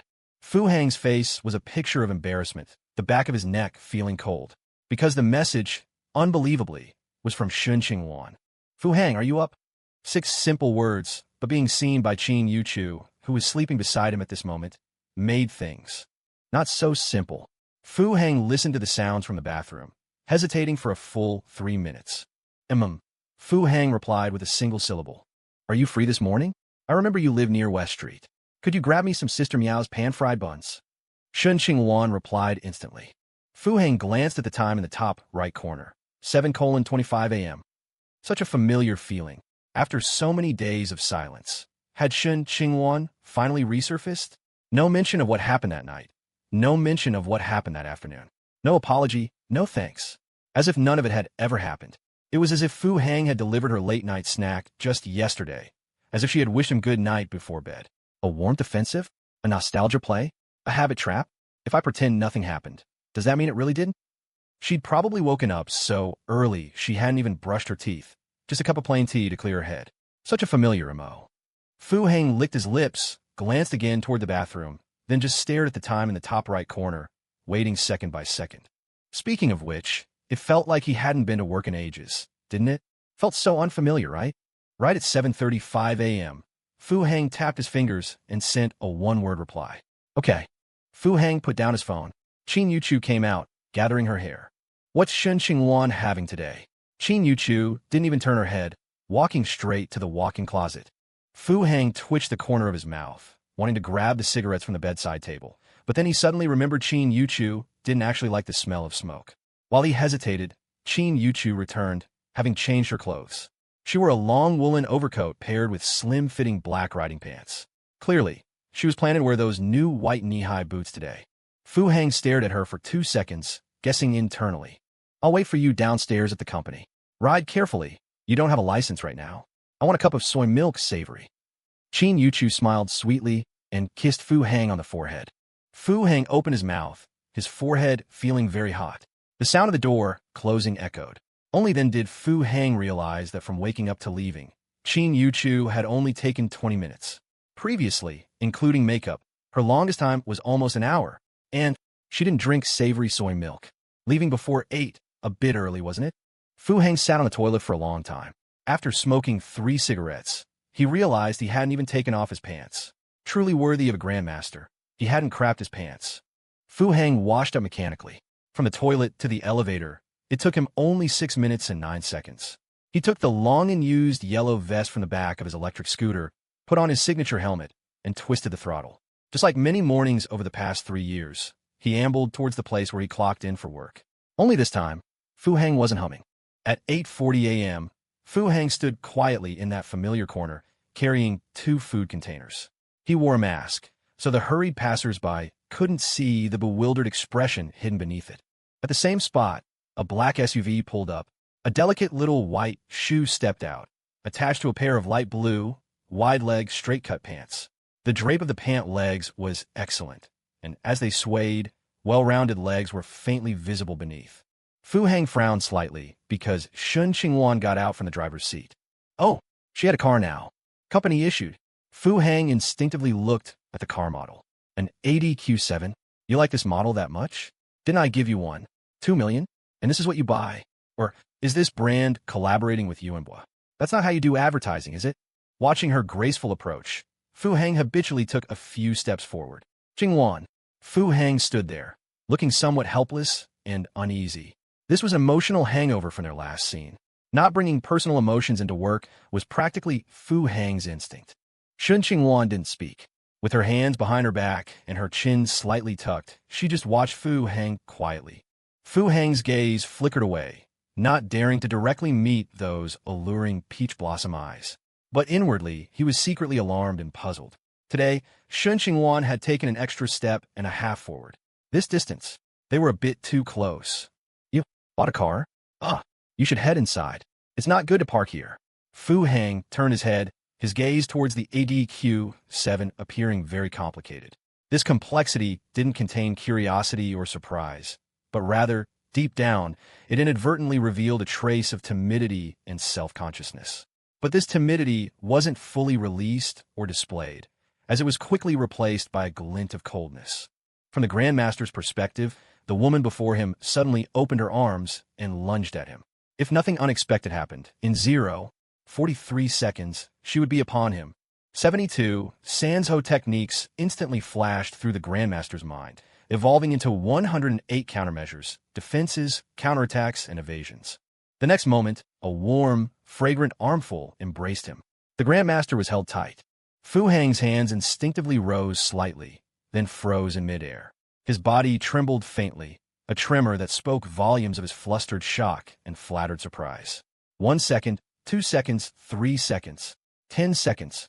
Shen Qingluan still hadn't let go. Instead, she hugged him even tighter. Fu Hang could feel her top body begin to soften, the fragrant breath on his neck turning hot. Was her perfume today, no? 5? The first perfume he had given her? Qingluan, he murmured, his voice tinged with a warning, unease, hesitation, and a touch of timidity. Shen Qingluan didn't release him. Instead, she tightened her arms desperately, as if trying to merge Fu Hang into her very being. The scene around them began to slow. His astonished colleagues, who had been casting sidelong glances, seemed to freeze as if someone had hit pause. The world started to spin, his perspective slowly rising. Beneath the blue sky and white clouds, the morning light shone brilliantly and birds soared. In that moment, the wind carried a hint of bitterness, yet the air was filled with a sweet fragrance. Fu Hang lowered his head and finally wrapped his arms around the woman in his embrace. But he held her very carefully, terrified that she was an unreal, dreamlike bubble, fragile and ready to burst at the slightest touch. Shen Qingluan finally let go, tilting her head up to look at Fu Hang with a complex expression. Fu Hang noticed her bright, captivating peach blossom eyes were now slightly red, a mist welling up around their rosy edges. Through the mist, he could see self-reproach, remorse, gratitude, and joy. Fu Hang was mesmerized. Is this for you, Chu? I can take it to her for you. Okay. Fu Hang, as if he'd lost the ability to speak, managed to force out 2 words. I can leave work early today. Want to have dinner together tonight? You promised to celebrate my promotion with me. Fu Hang nodded vigorously, his hands hanging by his sides clenched into tight fists. Then I'll call you when I get off work. I'll book a place, and I'll pick you up. Shen Qingluan waved, then happily trotted towards the ADQ7 in her white sneakers. The moment the car started, the window rolled down, and a look of profound, intricate tenderness flowed out from within. Fu Hang didn't wave back, just watched quietly as the car turned into the underground garage entrance. Ignoring the astonished gazes around him, Fu Hang lowered the visor on his helmet and strode quickly to his electric scooter. Damn it, didn't she say her Tao heart had crumbled? Is this nirvana? I was just hugging a nascent soul, for crying out loud. Did you just break through to the nascent soul stage and lose control of your cultivation? You're the CEO's woman, aren't you? Is it appropriate for you to hug a delivery guy from your hometown like that right at the company entrance? What about your public image? How are you going to explain this to your colleagues? Don't tell me I'm going to become the terminally ill delivery guy from her hometown next, am I? Fu Hang mounted his electric scooter, his gaze quickly sweeping the surroundings. The figure who usually left before 8 o'clock hadn't appeared. As if guided by an unseen hand, he looked up towards the 28th floor. Even a grandmaster's eyesight had its limits. He could only see the reflection of the morning light. Twisting the throttle, the electric scooter merged into the flow of traffic. The ADQ-7 pulled into a parking spot. Shen Qingluan tilted her head, quietly gazing at the 2 food containers on the passenger seat. You should understand my feelings by now, right? No matter how many sweet nothings or touching sentiments. Often they couldn't compare to the deep affection conveyed by a single hug. Such was the penetrating power of body language. Unfortunately, Qin Yuchu hadn't shown up. Taking a cotton pad from her makeup bag, Shen Qingluan dabbed at the moist corners of her eyes in the rearview mirror, then pursed her lips to check the fullness of her lipstick. She then took a deep sniff of the Clivia Lily scent emanating from the ends of her hair. Clivia Lily-scented hair conditioner plus Exenino. 5. The golden formula of the pure yet seductive world. Fu Heng's reaction had been genuine, exactly as she had predicted. Staring at the no. 63 shade of lipstick in the rearview mirror again, Shen Qingluan pouted slightly. Actually, she had come fully prepared today. If Fu Heng hadn't succumbed to that hug, she had a backup plan. That was the slightly sweet no. 63 lipstick. This man, she absolutely couldn't let him go. Pushing open the car door, Shen Qingluan carried the 2 food containers, mentally planning how to subtly remind Qin Yuchu about the hug at the company entrance when she saw her. However, she probably wouldn't need to point it out specifically. Many people had seen it, and word would likely reach Qin Yuchu's ears soon enough. So, should she pretend nothing happened later? No, she couldn't be too calm. She should act very sweet. The corners of Shen Qingluan's lips curved up, her lively peach blossom eyes becoming even more enchanting. But the next moment, Shen Qingluan's smile froze on her face, her peach blossom eyes slowly widening. A GT900? The CEO's car? The CEO was at the company? The resolve she had built up all night wavered precariously in that instant. Shen Qingluan stared blankly at the 33 million yuan sports car, her gaze lost. Fu Heng stopped quite a distance from the milk tea shop. Suddenly, he didn't really want to go in. That hug. He had actually discerned a lot from it. She had indeed undergone a nirvana, but it wasn't an advancement, it was a downgrade. Shen Qingluan had developed feelings. Fu Heng took off his helmet and mask, sat on his electric scooter, and lit a cigarette. What the hell? Why did he suddenly feel like he was selling himself to support a family? System? Are you sure you're a simp system and not a gigolo system? Thinking of all those bizarre rewards, Fu Heng asked doubtfully in his mind. The whole style of this thing feels increasingly off, doesn't it? At this rate, Shen Qingluan's settlement reward is just around the corner. What about the sweet dew milk tea dividends in 3 years? That's over $1 billion. Speaking of which, when did the script go so off course? I just wanted to be a simp. Why did you all have to go and catch feelings? Li Weiyan was like this, and now you, Shen Qingluan, are too. But I'm not pure anymore, am I? Yuchu knows too much. And she learns so fast. Spitting out the cigarette, but Fu Heng hesitated for a moment, then squatted down, picked it up, and threw it into a nearby trash can. As he turned, he saw a line of men in black standing at the entrance of the milk tea shop. It was so early in the morning, yet some young ladies were already there taking photos with them. Damn it, I hired you as security guards. Why do you look like male models? Are you dead set on becoming gigolos with me? Fu Heng, exasperated to no end, plopped down on his electric scooter, unsure where to go. He had originally planned to work properly today. He'd even turned off his personal phone when buying breakfast. Turning his head, he looked at the towering office building, his gaze fixing on the 28th floor. You didn't show up. Are you watching from upstairs? His phone rang in his pocket. Fu Heng quickly pulled it out. Seeing the name flashing on the screen, he licked his lips, suddenly afraid to answer. Qin Yuchu. The phone rang 7 times before Fu Heng finally answered it. Young Master Fu? Could I trouble you to come to the clear water thatched cottage farmhouse in the western suburbs? A voice, sycophantic yet tinged with humility, came through the phone. Fu Heng frowned slightly. A man? Don't come. A shrill, desperate scream pierced through, and the call was disconnected. Crack! Fu Heng crushed the phone in his hand. Yochu's voice. Horseface was practically on his knees, cupping his shattered phone with a look of utter despair. He lifted his head, his eyes dead to the world, and stared blankly at the absurdly beautiful girl before him. No, I told you, I mean no harm. I just wanted to see young Master Fu. Horseface's expression was woeful. He was truly on the verge of tears. What rotten luck! What a terrible jinx! He felt as if his birth chart had been cursed on a voodoo doll, his 108 chi pathways sealed by copper nails soaked in black dog's blood, with someone relentlessly spitting on his effigy 24 hours a day.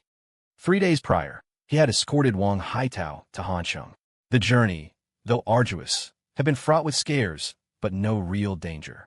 Using the cash extorted from Wang Haitao, he had booked out an entire farmhouse and called Clearwater Cottage. He thought his hardships were finally over. If he could just meet young Master Fu, surely young Master Fu would see his sincerity, and given that he'd unintentionally helped eliminate Wang Haitao, who had been a threat to young Master Fu, he would undoubtedly forgive his past transgressions and let him off the hook. Perhaps, if the young master was pleased, he might even find a new path for him. But things rarely go as planned. He couldn't get in touch with young Master Fu at all. Left with no other choice, he resorted to the crudest method, sending his men to young Master Fu's company to lie in wait. His lackeys waited from morning till night, from business hours through overtime, but saw no sign of young Master Fu. One of them did manage to sneak into the company to ask around. He spent 3,000 in cash for a piece of news that left Horseface astounded. The people at the company didn't even know young Master Fu? Could you believe it? Such a massive company, and no one had ever seen the boss? Horseface was consumed by anxiety. Who did they think they were? Every extra second they lingered in one place was courting death. This was the great celestial empire, and they were all red-named on the wanted lists. What's more, they were holding the heir of a publicly listed company hostage. Just when he was on the brink of despair, the lookout finally brought good news. They'd spotted young Master Fu's GT900, but there was another snag. A snag, another damn snag. Here's what happened. The lookout, squatting by the company entrance, saw the GT900 that was listed in the intel cripple had provided. This wasn't some common, run-of-the-mill car. You probably couldn't find another one like it in all of Hansheng. The lackey was ecstatic and quickly, stealthily followed it into the underground garage, mentally rehearsing the lines his boss had given him. However, when the car door opened, he didn't see the demonic-looking man he expected. Instead, a celestial beauty, someone who didn't seem mortal, stepped out. Afraid of being spotted, the lackey crouched low, hiding by the car. The door opened, and their eyes met. The celestial beauty, however, was quite composed, merely looking at him warily. When a peerless beauty looks at you from such close range, it's incredibly difficult for your mind to function effectively, especially since this lackey had been reciting his lines just a second before. Suddenly, his lines vanished, and his composure crumbled. "Let go of that girl." Just as he was dumbstruck, an angry shout erupted from behind him. He was a wanted criminal. Such a loud noise scared the daylights out of him. Turning around in alarm and confusion, he saw a young man in a sharp suit, holding a large bouquet of flowers, emerge from a corner. The scene was utterly bizarre. A shifty-looking suspect with his head and face covered, a furtive man in a suit clutching flowers, and a graceful, ethereal beauty still visibly shaken. "You two, don't be afraid. I'm here to protect you." The suit-clad man holding flowers leaped onto the car roof and jumped over, gesticulating wildly. Lu Junkai was all fired up. He had tossed and turned for countless nights. Whenever he closed his eyes, an image of his junior, Yu Chu, suffering in silence under villainous clutches would fill his mind. This was especially true after Project Team 2 had soared to new heights. During that period, Project Team 2 had experienced a meteoric rise, like a legendary rock taking to the skies. The attitude of everyone in the company towards Team 2 had undergone a night-and-day transformation. He knew that Yu Chu had done all of this for his sake. Finally, last night, he had experienced a great epiphany. He felt he had to do something for Yu Chu. At the very least, offer her some confidence and support. Let his junior know that her senior was always there, always knew, always understood. But the time to break away from the Demon King hadn't come yet. They still needed to bear their burdens and press on. So he bought a large bouquet of flowers overnight and hid in the company's underground garage before dawn. It was all to give his junior a surprise, a token of care, a bit of warmth, a touch of comfort. Crouching in the dark corner, he had also felt secretly dejected. A proud man like myself, destined to stand above all others, can't even openly give flowers to the woman I love, the woman who loves me.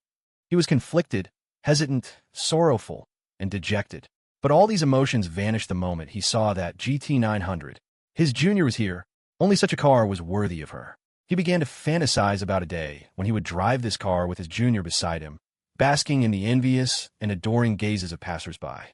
He slowly looked up from the shadows, gazing obsessively ahead. Then his eyes flickered, for he saw a very suspicious figure, head covered and face masked, furtively approaching his junior. A divine light shone in Lu Junkai's eyes. So that's it. This was the guidance of fate. All those sleepless nights of tossing and turning. It was a sign from the heavens all along. This was fate's way of letting him, the hero, save his junior who was in danger. Therefore, Lu Junkai strode from darkness into light and lunged forward without a second thought. At this moment, he knew he wasn't fighting alone. Explode. My Cosmo. I am a chosen one. Staring at the thug who was clearly intimidated by his aura, Lu Junkai had already planned his sequence of moves. Charge. Cleave. Whirlwind strike. Demasha. As Lu Junkai charged forward, waving the flowers, his right hand was caught. Then came an upward lift, an elbow strike, a shoulder throw, an arm twist, a forward push, and a knee to the face. Lu Junkai didn't even register what had happened before his face was pressed against the cold ground, his right arm numb. His face felt incredibly heavy, as if a brute of over 200 pounds was sitting on it. He blinked, his blurry vision fixed on the two people in front of him who hadn't moved an inch. Despicable. They even have an accomplice?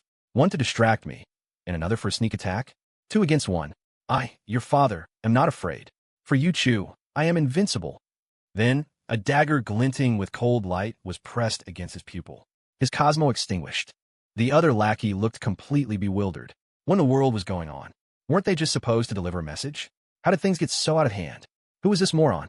Crouching in the bushes with a bouquet of flowers first thing in the morning? Taking down Lu Junkai in one move wasn't surprising. Any lackey still kept around while on the run would naturally be skilled. But what now after subduing him? They were wanted criminals. The kind who didn't dare show their faces under the Skynet surveillance. If this alerted the great Celestial Empire's police, small fry like them wouldn't be able to escape Hancheng even if they grew wings. The two lackeys looked at each other, genuinely panicking. What do people do when they panic? They follow their instincts and do what they're most familiar with. And what business were they most familiar with? Kidnapping. And so, Qin Yuchu was kidnapped, along with Lu Junkai, the man who'd been crouching in the bushes. Horseface was dumbfounded when he got the call. What was this? They'd kidnapped young Master Fu's woman? Was Wang Haitao's order completed? What kind of joke was this? Had he dragged them all this way, risking everything, just for them to throw their lives away? This was a new level of suicidal idiocy. When Qin Yuchu was brought to the farmhouse inn, Horseface practically greeted her on his knees. The moment he saw her, he frantically explained that he meant no harm, that he only wanted to meet young Master Fu, and that his men had been ignorant. It was all a misunderstanding. But the girl, who looked so gentle and fragile, reacted in a way that nearly broke him. She was calm. No tears, no hysterics. Her eyes, so beautiful it was hard to look directly at them, showed little fear or panic. Only solemnity and vigilance. She remained silent, a stark contrast to the man beside her who was yelling, "If you have guts, come at me, and let that girl go." Horseface was thoroughly annoyed by the man. After tentatively throwing a couple of punches and seeing the girl still didn't react, he confirmed their relationship. Presenting young Master Fu's woman with flowers. Surely that's got to earn me some good karma, right? A look, and his subordinate understood. A swift, precise strike. Lu Junkai blacked out. Even then, the girl just gave a cold stare, utterly silent. Horseface was frantic. He pleaded and cajoled, but she didn't react at all, like a mute. When people are desperate, what do? They do what they know best. It dawned on Horseface. He snatched the girl's phone and unlocked it with facial recognition. Sure enough, he found Fu Hang's name in her contacts, and her message history was frequent. It was the right person. But how to explain this? Dialing the number, Horseface adopted the most subservient tone he'd ever used in his life to utter that invitation. But to his despair, before he could finish, the mute spoke. Her "don't come" was earth-shattering, scaring the living daylights out of him. The phone slipped from his hand, the call dropping. He scrambled to pick it up and redial. "The number you have dialed has been switched off." Horseface spun around, dropped to his knees before the girl, and kowtowed 3 times hard. "Young lady, please, spare me." Tears streamed down his face. Switched off? No communication? This meant no negotiation. In all his years, a situation like this kind of attitude from the other side, meant only one thing: a fight to the death.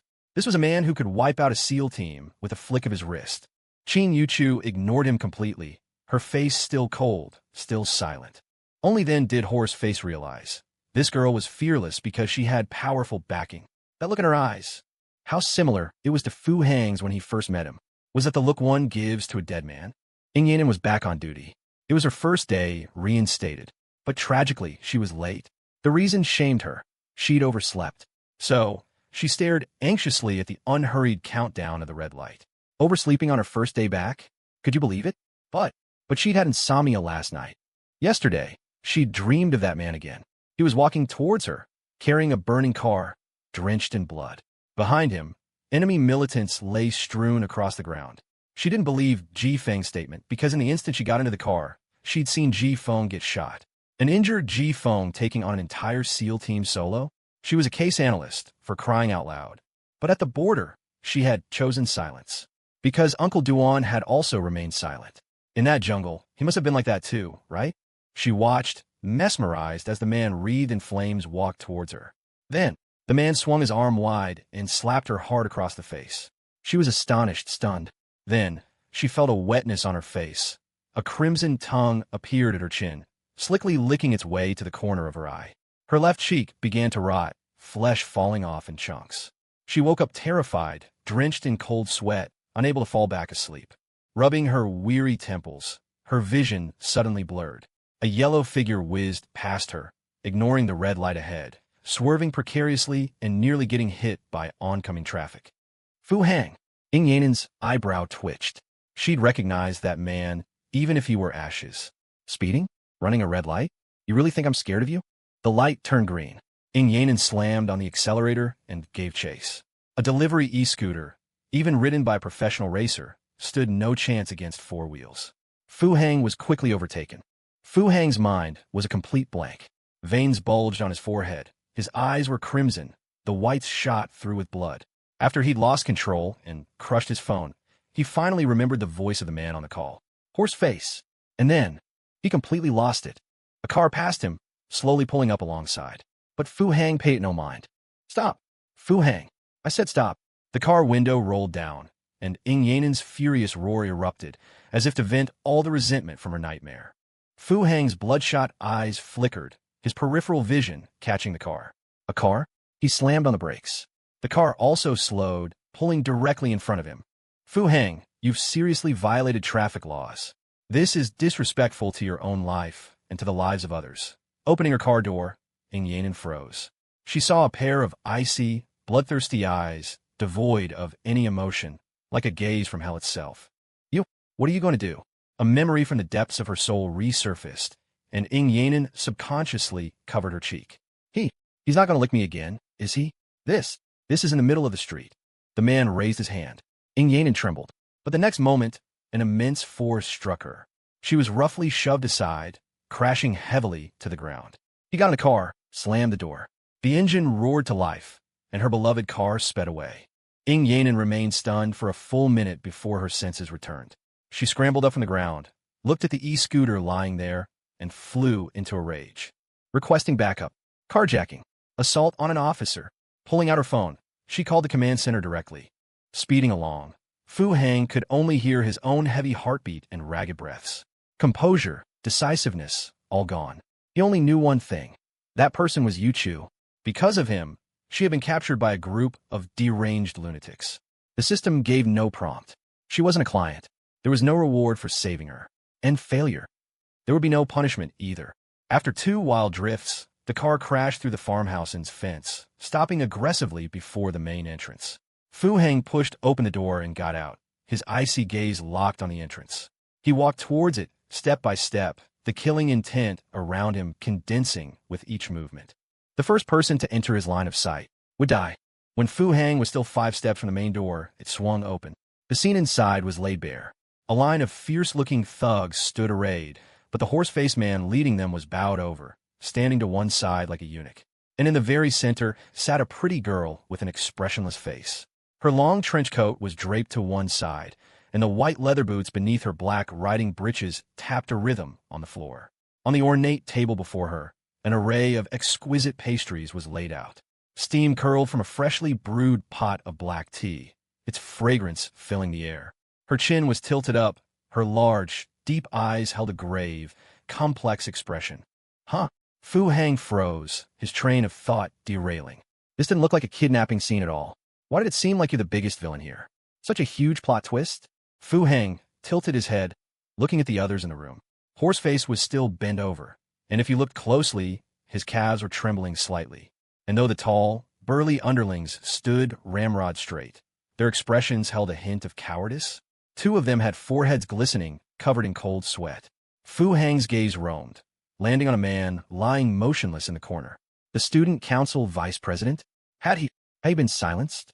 His gaze shifted again, and he saw a man with an icy expression leaning back on a sofa behind them. Wang Haitao. So, is this the Avengers? Have all the world's villains teamed up? Are they plotting to kill me as some kind of opening gambit?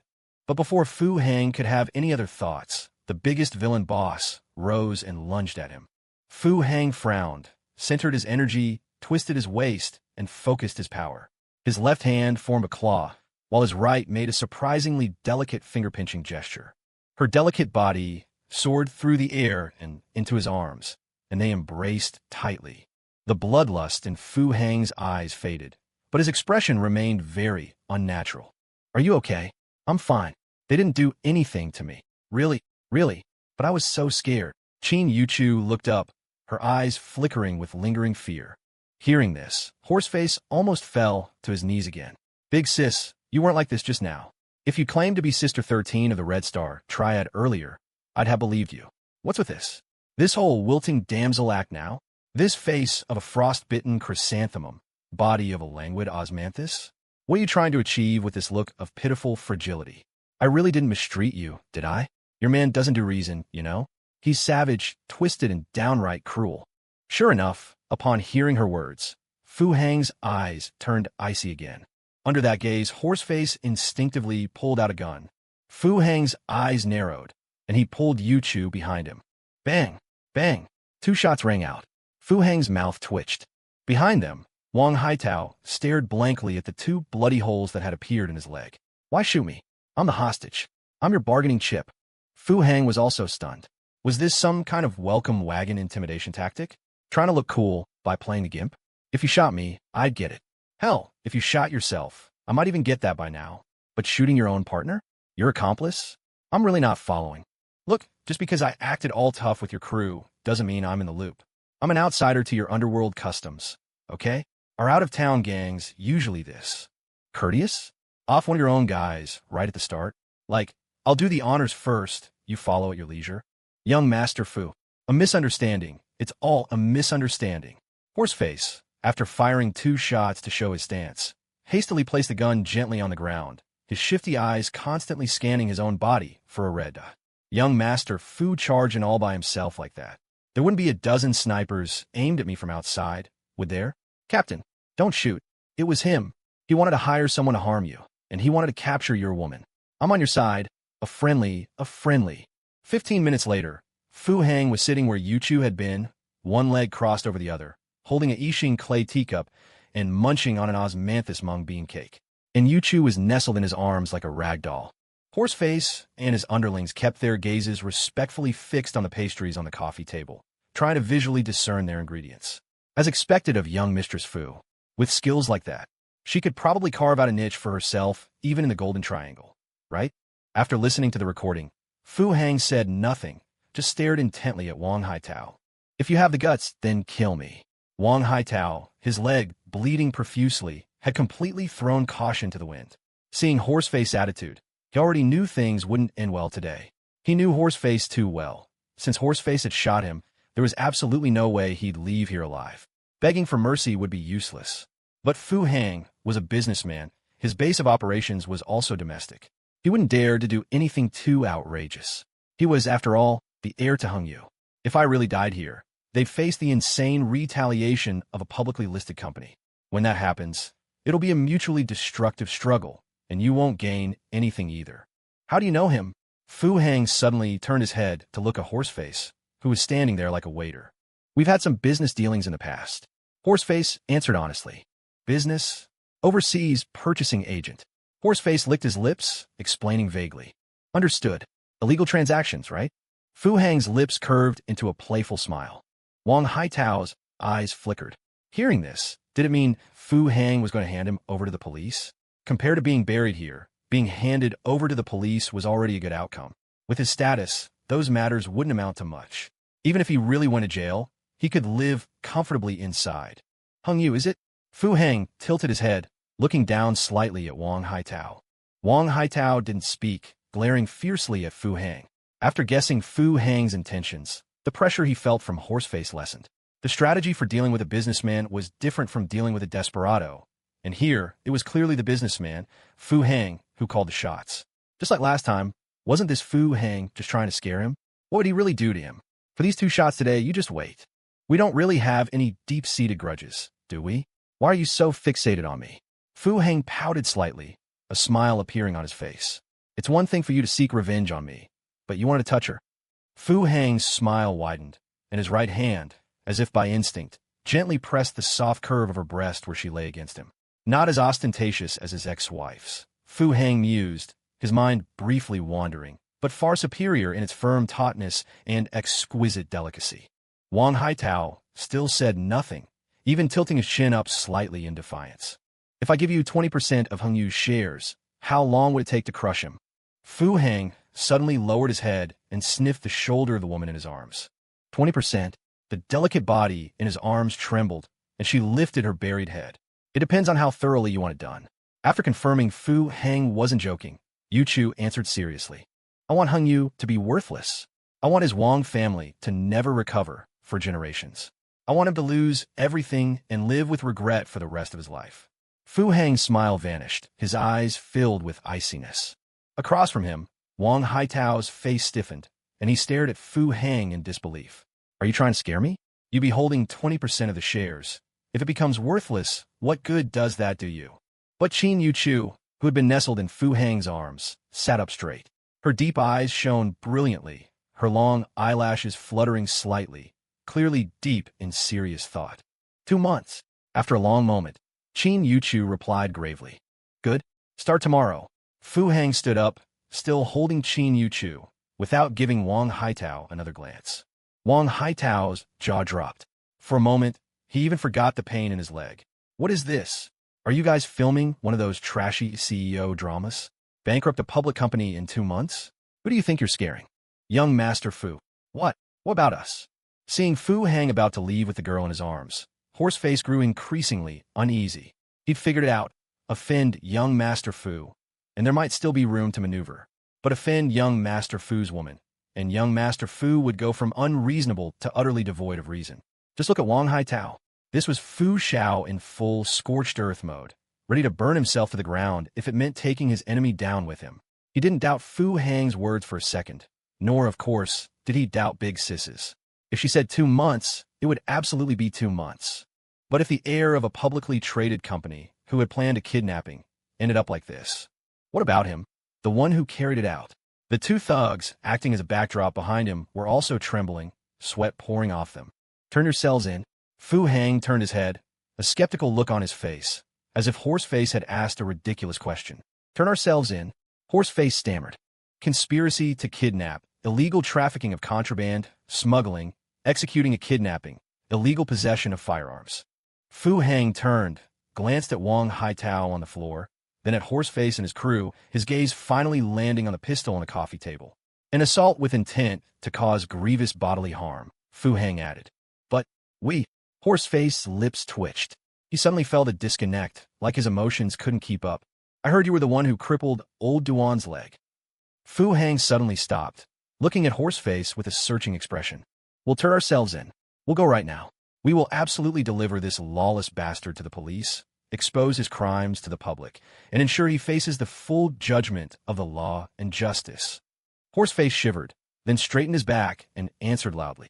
The way Fu Heng had looked at him, it was as if he'd seen countless red laser dots converging on his body, locking onto vital points, his temples, the base of his skull, key spots on his chest and stomach. Fu Heng's lips twitched again, the sinister glint in his eyes dissipating. The sharp wail of sirens approached from the distance.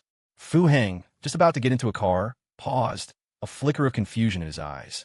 Damn it, where did this car come from? Did I just steal a car? Whose car did I steal? 2 police cars roared up, though with more restraint than Fu Heng's wild driving, and stopped on either side of the farmhouse restaurant's fence. A long, slender leg stepped out first, followed by Ying Yanin, now in her police uniform, radiating fury. She felt utterly humiliated. A police officer, carjacked in broad daylight by a criminal, even if he was some top-tier special forces operative, an invincible outlaw. But she hadn't even resisted. She was seething with shame and anger. She had gathered her colleagues. Today, you sped, ran red lights, assaulted an officer, stole a car, and you were driving without a license. Even if you're loaded with medals for valor, I'm hauling you in to make an example of you. Otherwise, how can I appease my own burning shame? No, appease public outrage. I'll tie you up, handcuff you, bind you. I'll whip you with a leather whip. Use candles. Fu Hang, let's see you try to run today. Surrender, put your hands up, and Ying Yanin's preemptive roar was cut short. The long leg she had raised slammed down, and as her eye twitched, she instinctively ducked behind the police car. Horseface? The officers in the two cars had actually been quite relaxed on the way. They'd received a dispatch, pursue a robber. But in the car, Chief Chen himself had called the team leader. He hadn't said much, just a vague reminder that the carjacker was Fu Hang. All the officers understood. Chief Chen had dealt with Fu Hang at the station. That time Ying Yanin was kidnapped, and it had been a big scene. The story of Fu Hang dragging Chief Chen to the border was practically common knowledge. So, they weren't chasing a robber, but a heart stealer. Huh. Of course, the facts of the case were clear, the incident well documented. Their dispatch was perfectly justifiable. Enjoying the drama from the front row, so to speak, several officers were actually quite relaxed.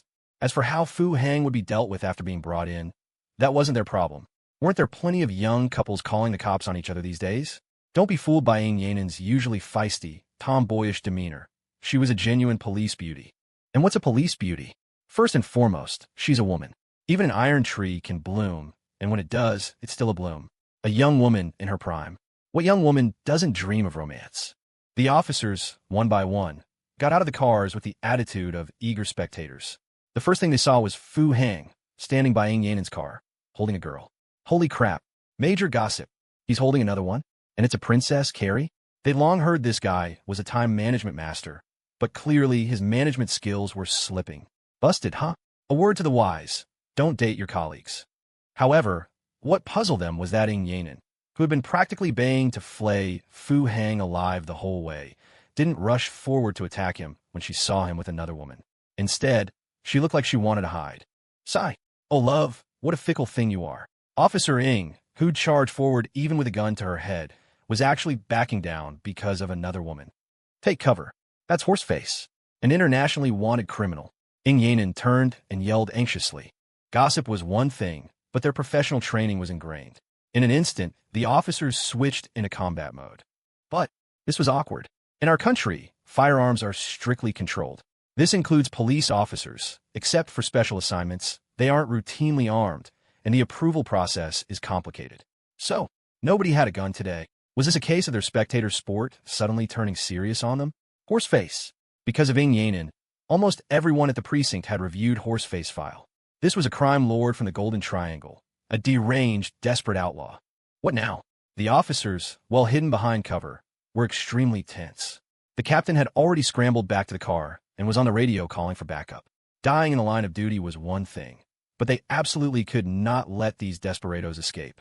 This was the heartland of our country. If a group like this was on the loose, the consequences would be unthinkable. In just a few seconds, without a word exchanged, the officers seemed to have reached a silent agreement.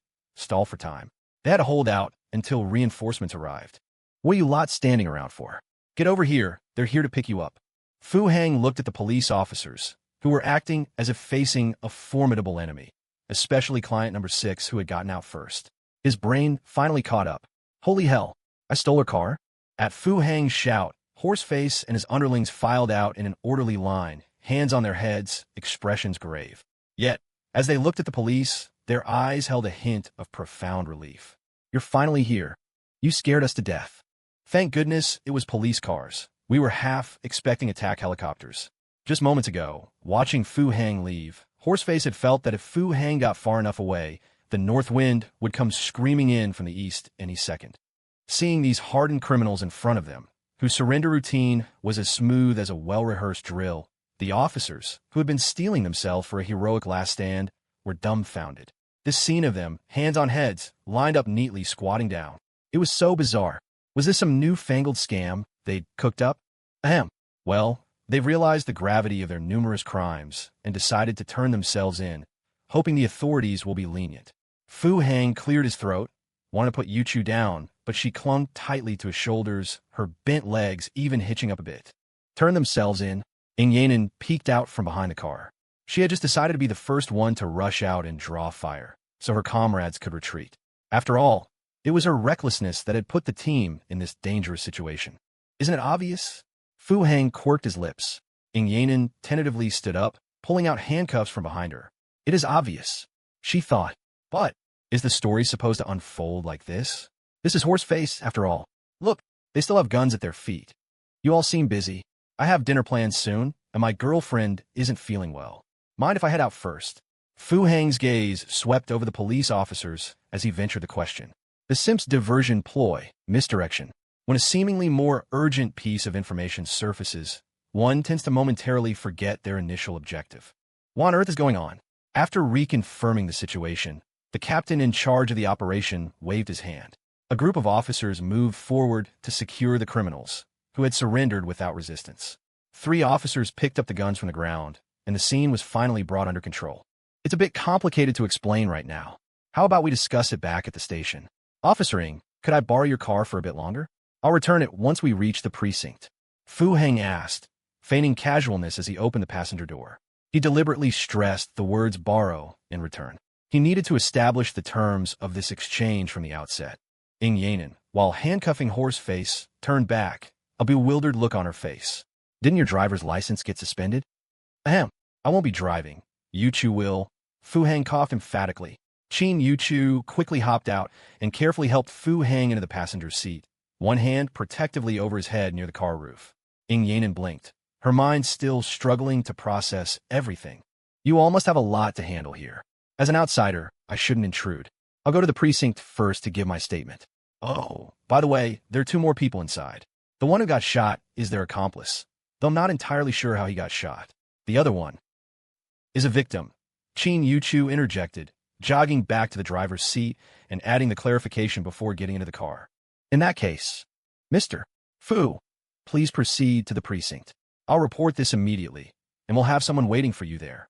The operations captain hesitated for a moment, observing the scene, orderly, yet utterly bizarre. He was momentarily unsure how to proceed. Will do. I know my way around the precinct. I'll head over right now. Fu Hang winked at Qin Yuchu. She got the hint, started the car, and drove out through the section of fence Fu Hang had broken earlier. Are we really going to the precinct? Qin Yuchu asked Fu Hang with concern once they had driven away from the farmhouse resort. What else? Did you want us to become fugitives on the run? Fu Hang said, Relax, we've done a good deed here. Chun Xiao is my guy. He'll know how to handle things. He turned his head with a confident air, his gaze fixed intently on Yuchu. Her neck, her collarbone, her earlobes. Oh, even the ends of her hair, dancing in the breeze, are so enchanting. So, you can even play the part of gangster queen, huh? Stop it, I'm driving, she said. I'm not doing anything, Fu Hang said, feeling aggrieved. Can we go home first? What's wrong? Fu Hang sat up straight, his expression turning serious. I got scared. All right, we'll go home first. A grave look flickered in Fu Hang's eyes. Fu Hang arrived at the precinct about 3 hours later. After all, his recharge cooldown wasn't over yet. Chief Chen of the precinct was once again at the main entrance to personally and warmly welcome the helpful citizen. Mr. Fu. He didn't breathe a word about Mr. Fu not coming directly to the station from the crime scene. Though, thanks to the GPS tracker on Ing Yanin's lost vehicle, he knew Fu Hang had made a detour home. Clearly, Mr. Fu had been shaken by the incident. Going home for a shower and a change of clothes was perfectly understandable. Fu Hang arrived even later than the officers returning from the scene. Yet, Chief Chen Xiao showed no hint of displeasure. In fact, he had the official statements already drafted, just waiting for Fu Hang and Qin Yuchu's signatures. The official statement was clear: a cross-border criminal organization, in collusion with a local private entrepreneur, Mr. Wang, had orchestrated the kidnapping of Ms. Qin Yuchu, an assistant to the president of the local company Yuan Trading. The plan was executed this morning, with Ms. Qin and fellow employee Mr. Lu Junkai being taken to a farmhouse resort on the city's outskirts. The preliminary motive was identified as unethical business competition. thanks to the vital information and assistance from the public-spirited citizen, Mr.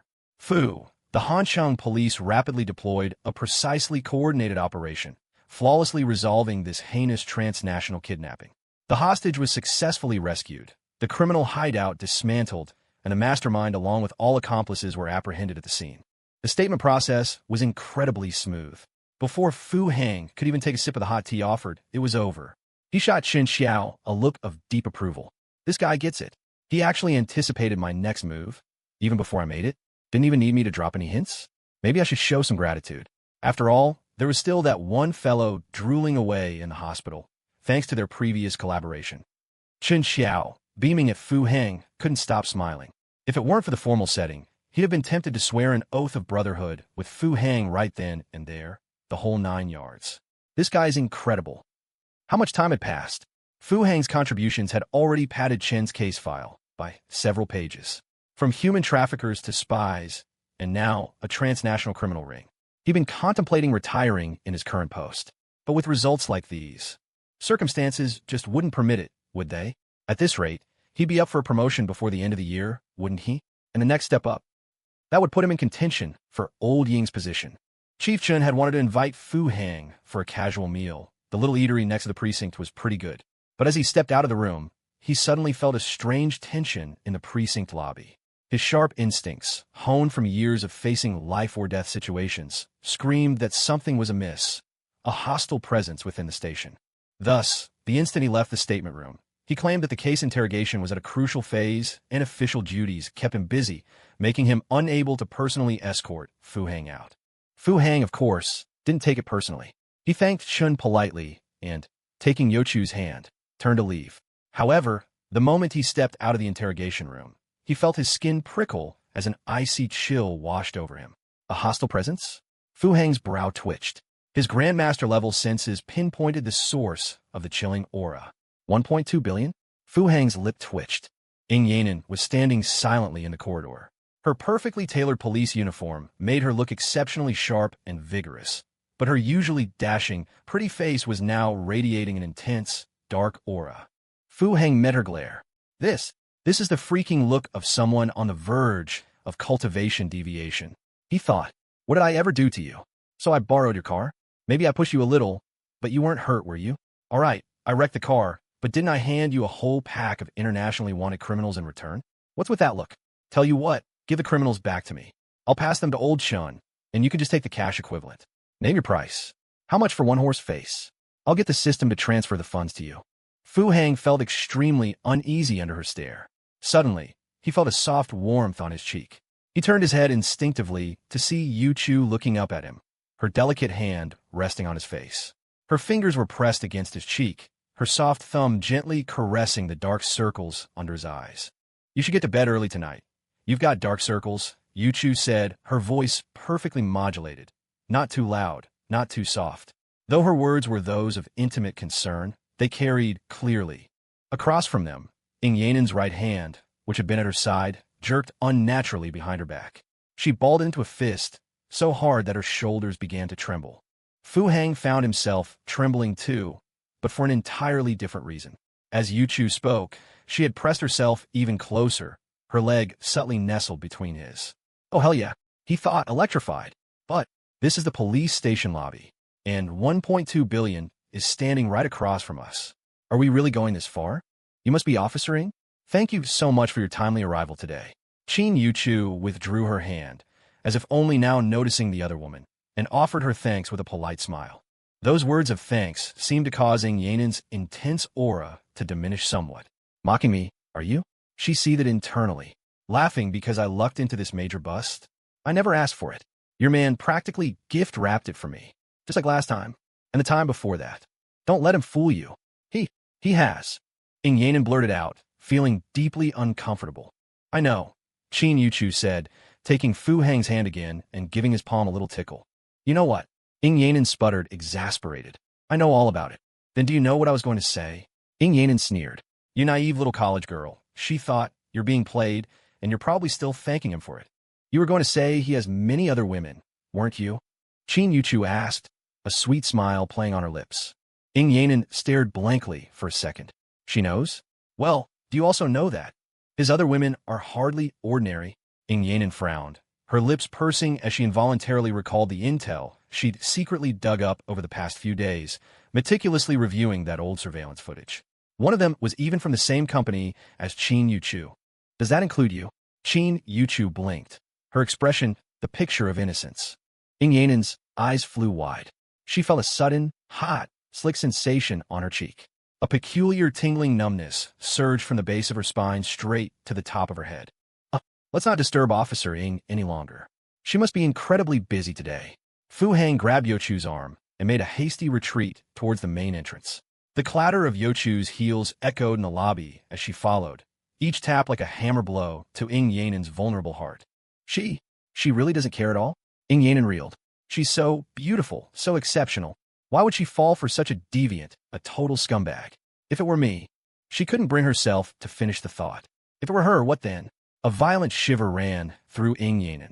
Terror flashed in her eyes, and an icy coldness spread throughout her body. Fu Heng hadn't brought Yanin's wrecked car back with him. He'd left it parked at their apartment complex for the precinct to collect.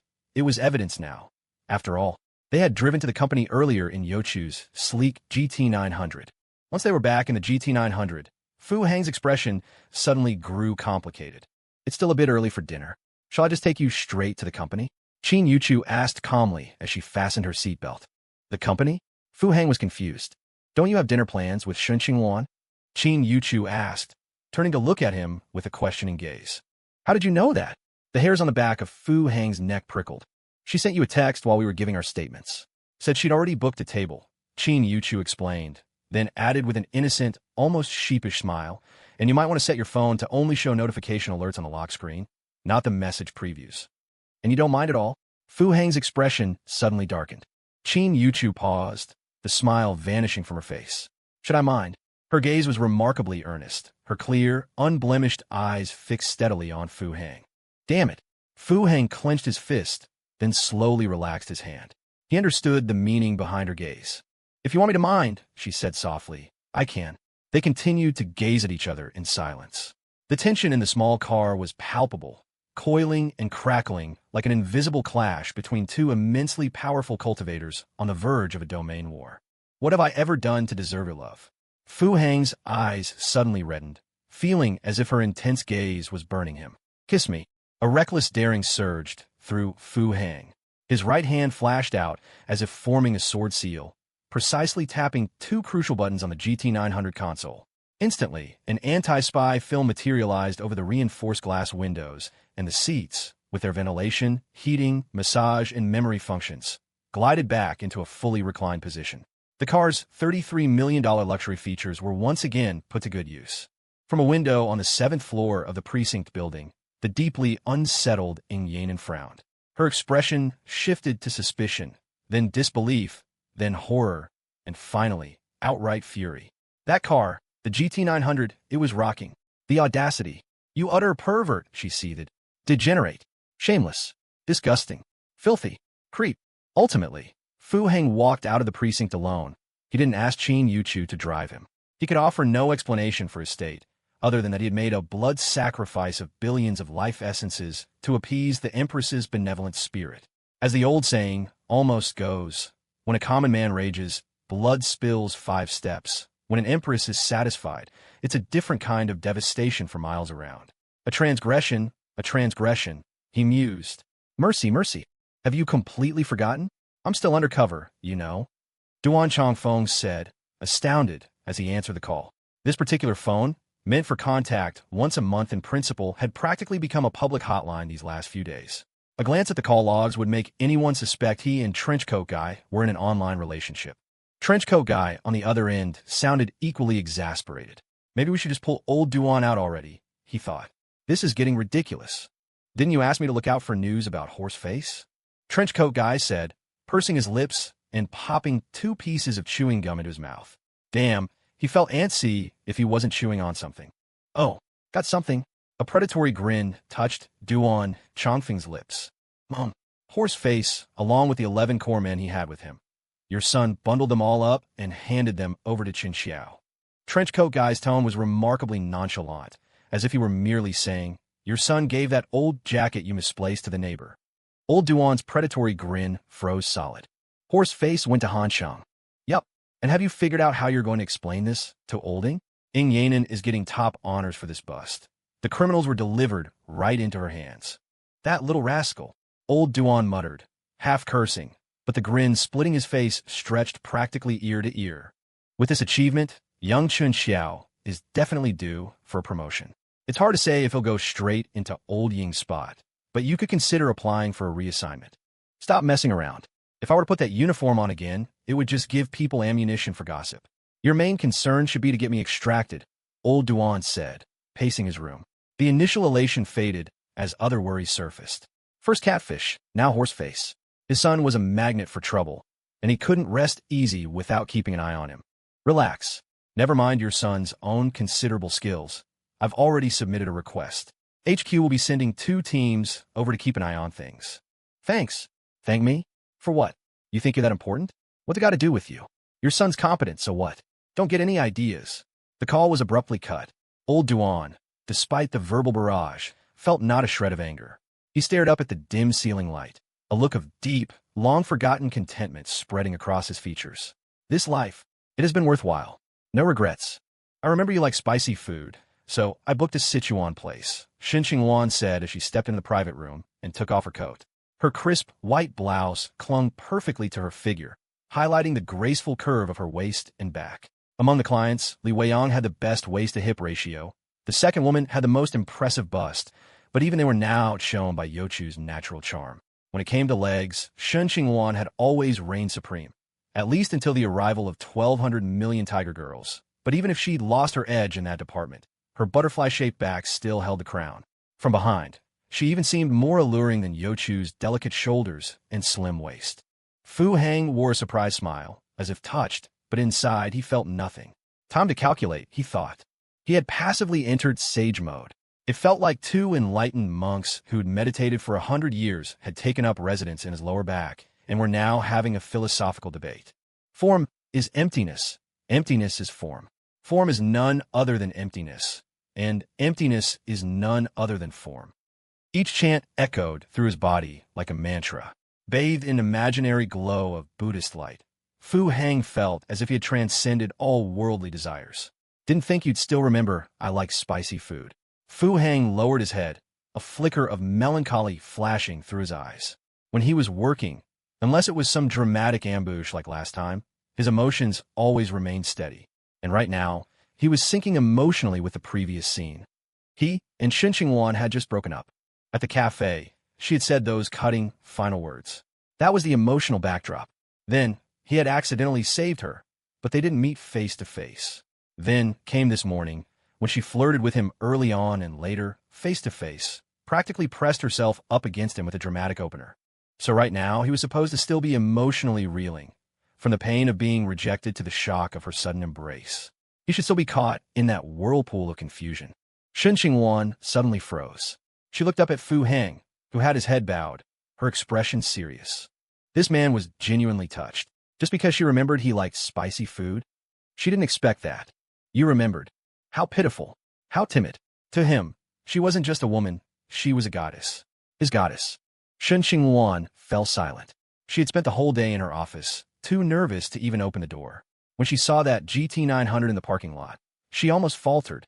She was afraid that if she really saw the CEO hiding in the shadows, all the determination she'd worked so hard to muster would shatter in an instant. She had even wondered if the elusive CEO, suddenly showing up at the company right after that incident, was there to confront her. That incident, Youchu would definitely tell the CEO about it, might even embellish the story with dramatic flair. But when she realized she felt absolutely no panic at the thought of Youchu slandering her to the CEO, she suddenly saw things clearly. She didn't care about the CEO, or rather, she didn't care anymore. And then, almost unconsciously, she thought of Fu Hang again. She opened her drawer. Inside were all kinds of gifts Fu Hang had given her over time, some still unopened in their original packaging. She took them out one by one, like they were freshly delivered surprises. Carefully opening each box, there were mugs. Lots of them. Jewelry. What a shame. She had actually really liked that bracelet and brooch set. Skincare. Seriously? He even gave her toner? Was expired. Each gift carried a tiny, thoughtful touch. A leaf tucked in a corner of a box, a uniquely shaped pebble, a warm handwritten note, or a clumsy little doodle.